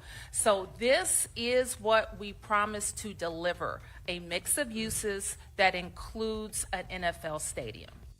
So that's the plan. As many as 6,000 housing units, 30% or so affordable housing per the literature put out by the city today. We'll see if ultimately that actually comes to fruition. Obviously, those numbers can change as city council gets their hands on everything moving forward. Number 5. Next facet of this would be like what else goes on besides the football games here, and could in fact a non-Commanders, or maybe even, that would be pretty sweet if the Commanders were playing in it, could a Super Bowl wind up here? Certainly it's the hope of Josh Harris and Roger Goodell. Goodell there, you'll hear from him as well. But first, RFK hosting more than just Commanders games per Josh Harris. That was the Washington that I remembered. When on Sundays, everything stopped. Everyone was glued to their TV or in the stadium. And we've already seen a reawakening of that spirit, but we want to bring it back. Now we want to bring the Commanders home with a new RFK that our fans will love, our opponents will fear. It'll be loud. We want to make it about football, but also about the city and the community, and we want to host the biggest and best events in the world. So the way they're going to do that is by putting a roof on this place. 65,000 seats is the rough estimate in terms of capacity. And the hope is that that will bring Super Bowl, which, again, you'll hear Goodell on in a moment. But that you will also get concerts. And they just happen to use Beyonce and Taylor Swift pictures in the literature. Of course, both of those artists have come to FedEx Field at Landover, or Northwest Stadium at Landover, but they continue to hope to bring that. But they also hope to get, the 2031 Women's World Cup is going to be in the United States. I would assume that they would put in a bid not just for a game, but for the final and multiple games along the way. There are plenty of other large soccer events that take that kind of stadium. Final Fours, that has not been in D.C. in forever, if ever. that is certainly something that in the modern way that they do that, this stadium is perfect for, because they need an indoor stadium, obviously, that is much larger than a basketball stadium. And so these are the types of events that they hope to draw, and that revenue is certainly part of their calculations. Getting into some of those details and numbers is, I'm sure, what City Council is going to want to do. And then there's, of course, always the arguments about how much the big events actually draw in versus how much they cost. Yada, yada, yada, yada. At the end of the day, having a Super Bowl in D.C. would be pretty sweet, though. So, Roger Goodell, is that happening? Roger, real quick, how much does this increase the chances of getting a Super Bowl in D.C.? Woo! Well, I didn't come here to announce that, but I would say dramatically. A genuinely funny line from Goodell. Nice job, Raj. Nice job. Number 6. All right, last but not least, not to be forgotten, especially as I do this show. I know so many of you are listening from the great state of Maryland, and what happens now. Because part of the despair here is that, like, the land around RFK and that site and that part of town, once the team left, and obviously then DC United left and the Nationals were there until Nats Park was ready. Like, once everybody left and it fell apart, but really starting with the Commanders leaving in the 90s, like, it's just a wasteland. And there was huge fear in Maryland that is exactly what was going to happen in Landover, in part because when Dan Snyder owned the team, he had promised to develop that area and never did a damn thing about it, because that guy, and I cannot stress this enough, sucks. Josh Harris does not seem to suck. He's already committed to the state of Maryland of what he's going to do and to work with them. And the Commanders obviously own that land in Landover. And whether they sell it or whether they help develop it, whatever happens to it, they're going to make sure that the whole RFK 2.0 doesn't lead to another RFK 2.0, if you will. And Wes Moore talked to NBC4 and others about this today as he held court after the Commanders' big announcement. So we want to really have a broad conversation and a broad plan about making that area better than what it is right now. Because right now, what it is, it's unsatisfactory. It's 200 acres that's used 8 times a year for a couple of hours. And so while the Washington Commanders are returning to its original home at RFK, one thing that we know is we're not going to be left with what RFK is right now. We are going to turn that area into an area where there's going to be real opportunities for the people in the neighborhoods, for people to be able to live and stay and play and have an attraction that's better than what it is right now. So it's like a multiple choice question then. It's like all of the above it could be, essentially, is what you're saying. Well, it's right now. Yeah, because really what it is, it's a planning process that's going to exist with the people in Landover. That's one thing that we always said. We're not going to dictate to anyone what that area is going to look like. We're actually going to work in coordination and in partnership with the people in the neighborhood. That's what they asked for, and that's exactly what we're going to deliver. So we want to really have a broad... And that is exactly what it should be. Is, all right, we have all this space. We're going to probably knock down the stadium. Now what do we do with it? 200 acres worth of land that could be community centers. It could be green space. It could be grocery stores. It could be housing. It could be some combination of all of those things, because 200 acres is, to use a technical term, a bleep ton of land. That is a huge amount. Think of how much space that stadium takes up. Think of how much space the parking lots take up. These are things that the city and the state and the county all need to work together with the residents and, frankly, potential residents, if they're talking to businesses or whoever else, because you could put office parks in there. There's a lot of different stuff you could do that could be really, really good and, frankly, way more economically beneficial for PG County than the stadium. And I think that is the difference in kind of where Landover is versus where the RFK site is. I don't think there's a better use that you could have gotten than the stadium at RFK, because I don't think you get that land from the federal government without the stadium. The Commanders own that land. It is private land that is ready to be developed. And there is always a better economic use case, purely for economics and really, frankly, for people of a neighborhood. A stadium is one of the worst things you can do. Now, teams have to play somewhere. Those arguments get complicated very quickly. But for that neighborhood, considering where it is right now, I think this is actually a great thing for the long-term development. And then they're actually not that far from RFK, even just from a metro standpoint. They take the Silver Line into the city of the Stadium Armory and the Blue Line in, and you can still go to games in a pretty convenient way if that's something that you care about in that area of PG County. All right, that is our pick 6, which hopefully has you all caught up on the Commanders' move back to RFK, where it stands right now. You heard from all the key players, and if you missed a part of it, you tuned in late. Good news. We put it all in podcast form. We put it all on the interwebs, on YouTube as well, so check it out there later on tonight. When we get back, we're not going to have a ton of time in the next segment, so let's talk a little NBA next. A wild, crazy weekend, and a rule that I was not aware of that I would like to change immediately.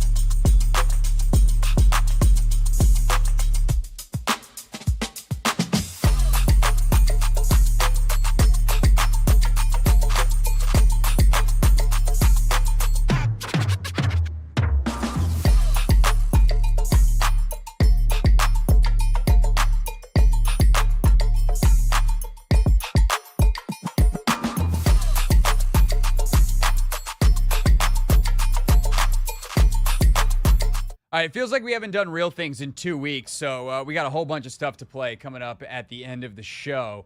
Again, if you missed any of our coverage today of the Commanders' return to RFK, their planned return to RFK, podcasts are up. Seagraves, Anthony, that's already up in the feed.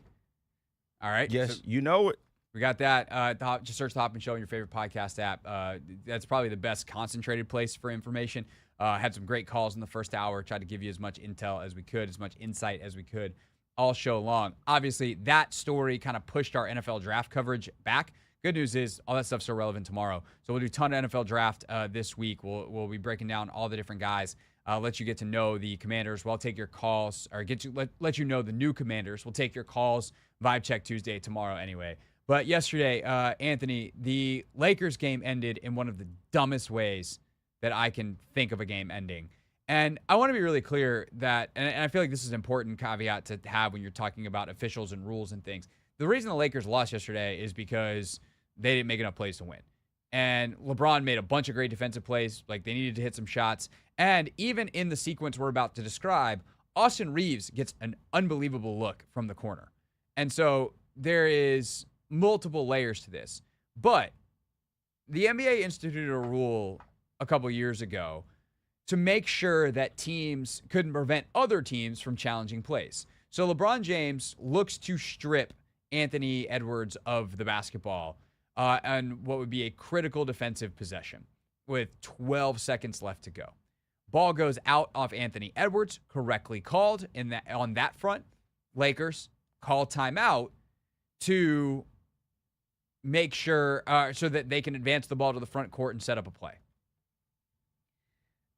The NBA instituted a rule that says if a Team A calls timeout, Team B, as long as they have a challenge, has 30 seconds to challenge the play.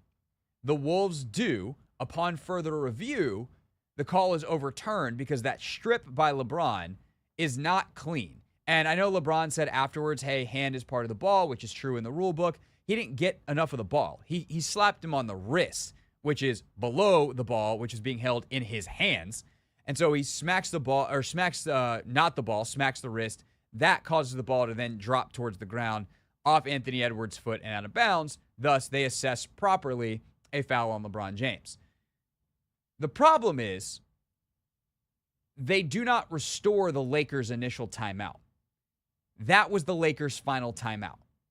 And so Edwards hits free throws, and instead of being down 1 with the ball, the Lakers are now down 3, right? Anthony, do I have the score right, or were they down? They were down 3. Yeah, so they were down 3 with no timeouts and have to go the full length of the floor. Luka gets the ball, goes up, passes LeBron. LeBron kicks to Austin Reeves in the corner. Reeves misses a 3, ball game over.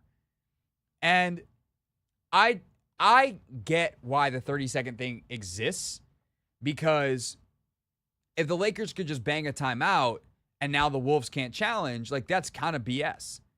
But if the call gets overturned, the whole reason the Lakers called timeout is because they wanted to be able to advance the ball and set it up. They just lose that? That seems crazy to me. That seems like a gigantic loophole. And I think even if you make that the case for just the final 2 minutes, that timeout has got to be restored. That seems like a wild overcorrection and overprotection for no real reason that I can think of to not have that revert, give the Lakers their timeout back, and acknowledge the fact that the game is now completely different situationally than when they used that timeout in the first place, despite the fact that no time had run off the clock.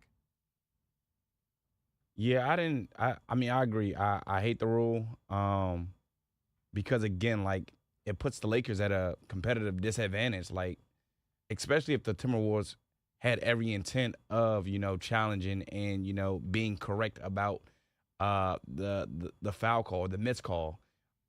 So tough way for the Lakers to lose, but at the same token, as you said, the Lakers just didn't make enough plays.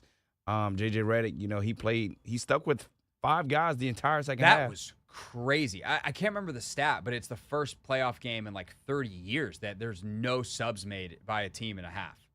Yeah, and I mean, we saw, though, LeBron was fatigued in the fourth quarter. I want to say he probably shot the ball once or twice in the fourth quarter. And then the role players, they hit some shots here and there, but they couldn't get any stops down the stretch. And Anthony Edwards just had a field day. They literally have no answer for him. They don't have any answer for Jaden McDaniels. They don't have any answer for Julius Randle. Craig, the only way you're going to win in the NBA playoffs in 2025 is if your team is ready to defend. And the Lakers simply aren't ready to do that.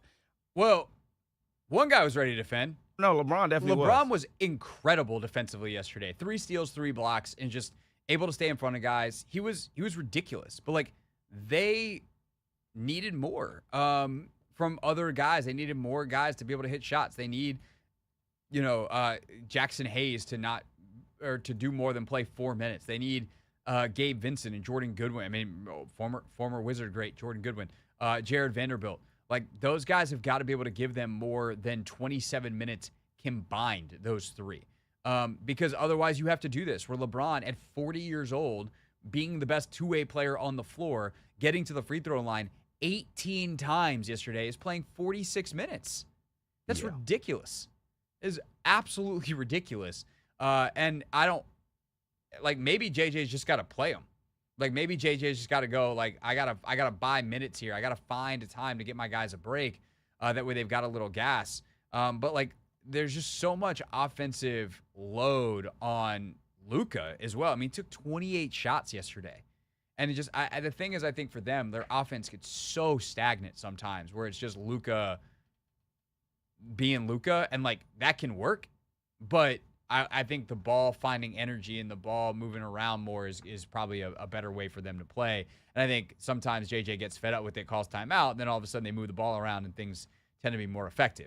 On the other side of the replay coin, Anthony, there's Knicks Pistons, where there is a missed foul call at the end, and the Pistons don't have a challenge left because they used it with like 5 minutes to go. And that's just, I mean, yes, save your challenge, but also pretty rough for the last shot of a game for us to have pretty quickly available video evidence that it's incorrect and to just be like, oh, well, game's over, we missed it. Like, I don't know what the right option is, but I guess the right option, Anthony, when it comes to replay is refs should get calls right the first time. Then you don't have to worry about the challenges in the first place. Yeah, I thought it was sort of kind of obvious, to be honest. I feel as though if that was Jalen Brunson, no question that would have been called. But since I guess it's Tim Hardaway, we're not going to call it. Tim Hardaway's just flopping.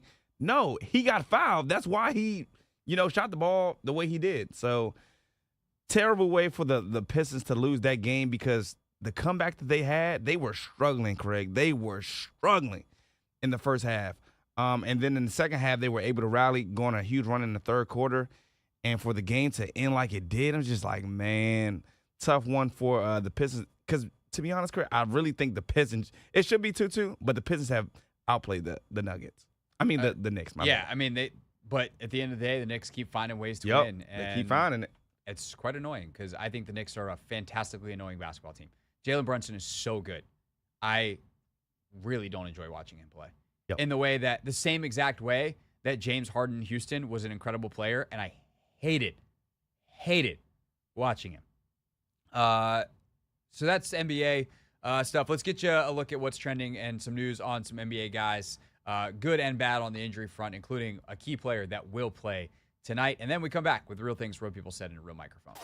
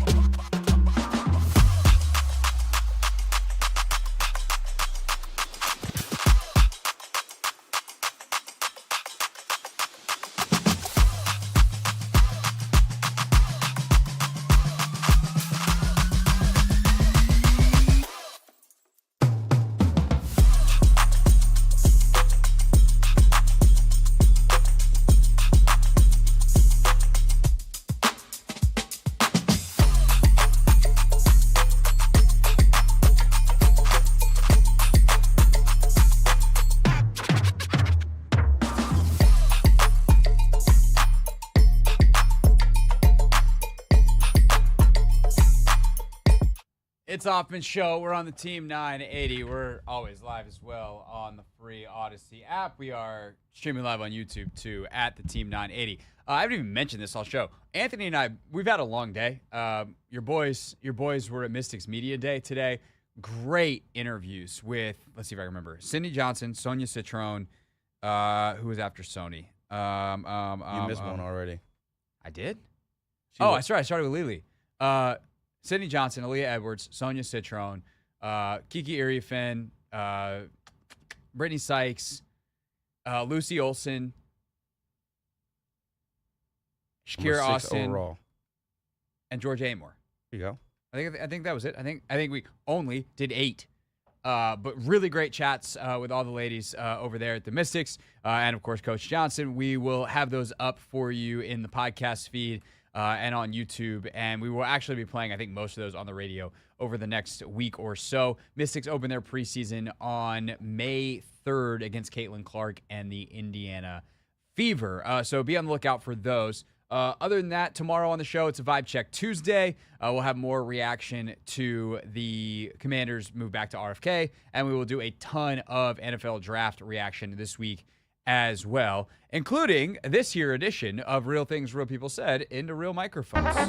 Real things. We're not going to be so this year. Real people. 5 and 11. Not very good. Said into real microphones. You know, the culture is actually damn good. So, was this Thursday, Anthony? The press conference? Yeah. Happened with Sam. So the Thursday press conference after the draft, Sam Fortier was wearing a shirt from a dive bar in Mobile, Alabama, which Adam Peters recognized. And Sam then on his Instagram and TikTok and such told the story. I feel the need to play this, one, because it's great storytelling from Sam, and two, because Sam and I are going to sit down for like an hour on Wednesday and talk about the stadium deal. So you'll hear that on Wednesday's show. But here's 48 talking about his shirt. All right, quick story time. So the other day at the Commanders pre-draft press conference, I asked Adam Peters a question, and before he answered it, he made a comment about my shirt. First, shout out to the Veach shirt. Really, exceptional pull there for me. I haven't been there in a long time, and hope to never go again. Afterward, a bunch of people were like, hey, what is the shirt that made AP laugh? And it's from a dive bar in Mobile, Alabama called Veets. It's a very special place. It's a normal dive bar. Like, there's a place in the front for dancing and live music, and there's a pool table in the back. But it's special in the NFL because it's a place where during the Senior Bowl, executives, coaches, scouts, media, a lot of people go there. And the reason that I own a shirt from Veets is not because I love Veets, although, I think it's a good time. It's just that one time I was there at like 2 a.m. with a couple other reporters, and I look down and I see a $100 bill on the like sticky floor. You know what I'm talking about. You know what those floors are like. And I thought to myself, like, we do not need to use this on drinks. What should we do with it? Because you can't in a bar at 2 a.m. be like, hey, whose $100 bill is this? So we were like looking around, and behind the bar there was like a sign that said like, shirts $20 each. And there were 4 of us, and we were like, okay, we can get 4 shirts, we can get a 5th one. And I was like, okay, I'm just gonna own this shirt as a bit. But then, like, it ended up being one of the most comfortable, best-fitting shirts, and it's, like, now regularly in my rotation. So I, like, didn't even think about wearing it to the pre-draft press conference. But I think what you saw AP do when he saw this shirt was, like, relive an old hangover from Veets, like, years ago. And so that's a sort of thing we're in the NFL. If you know, you know. Anthony, I've been to Veets. It was a long time ago. I was one of those places I went and I was like, I am here because I know I'm supposed to be here for my job right now, which is a weird thing to say about a dive bar in Mobile, Alabama. But I never want to come. I'm with Adam Peters. AP, if you're out there listening and you ever want to get together at the Senior Bowl, we can go to not Veets. Did you guys just have too much of a good time there, or? No, it's just gross. Okay. It's just a place that, like, if you go in college, fine. Understood. If you're over the age of like 24, you don't need to be in Veets. Yeah. And for some reason, those are the types of places that plenty of NFL executives love to go to at 1 o'clock in the morning. in Mobile. I'm like, I mean, in part because there's only so much open. But yeah, good on Veets. I love that for you, man. Good on Veets. Other fun NFL draft sound. This excellent question was asked of Travis Hunter at his introductory press conference. You break the huddle, it's one-on-one, and Travis Hunter, the wide receiver, sees Travis Hunter, the corner, across from her, and the ball's coming your way. Which one of y'all comes down with it? Travis Hunter.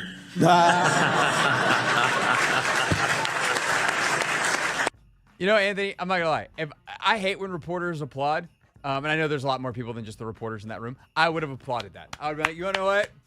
That Travis Hunter. Well done, sir. You got to be able to think quickly on your feet. Me, I would have been.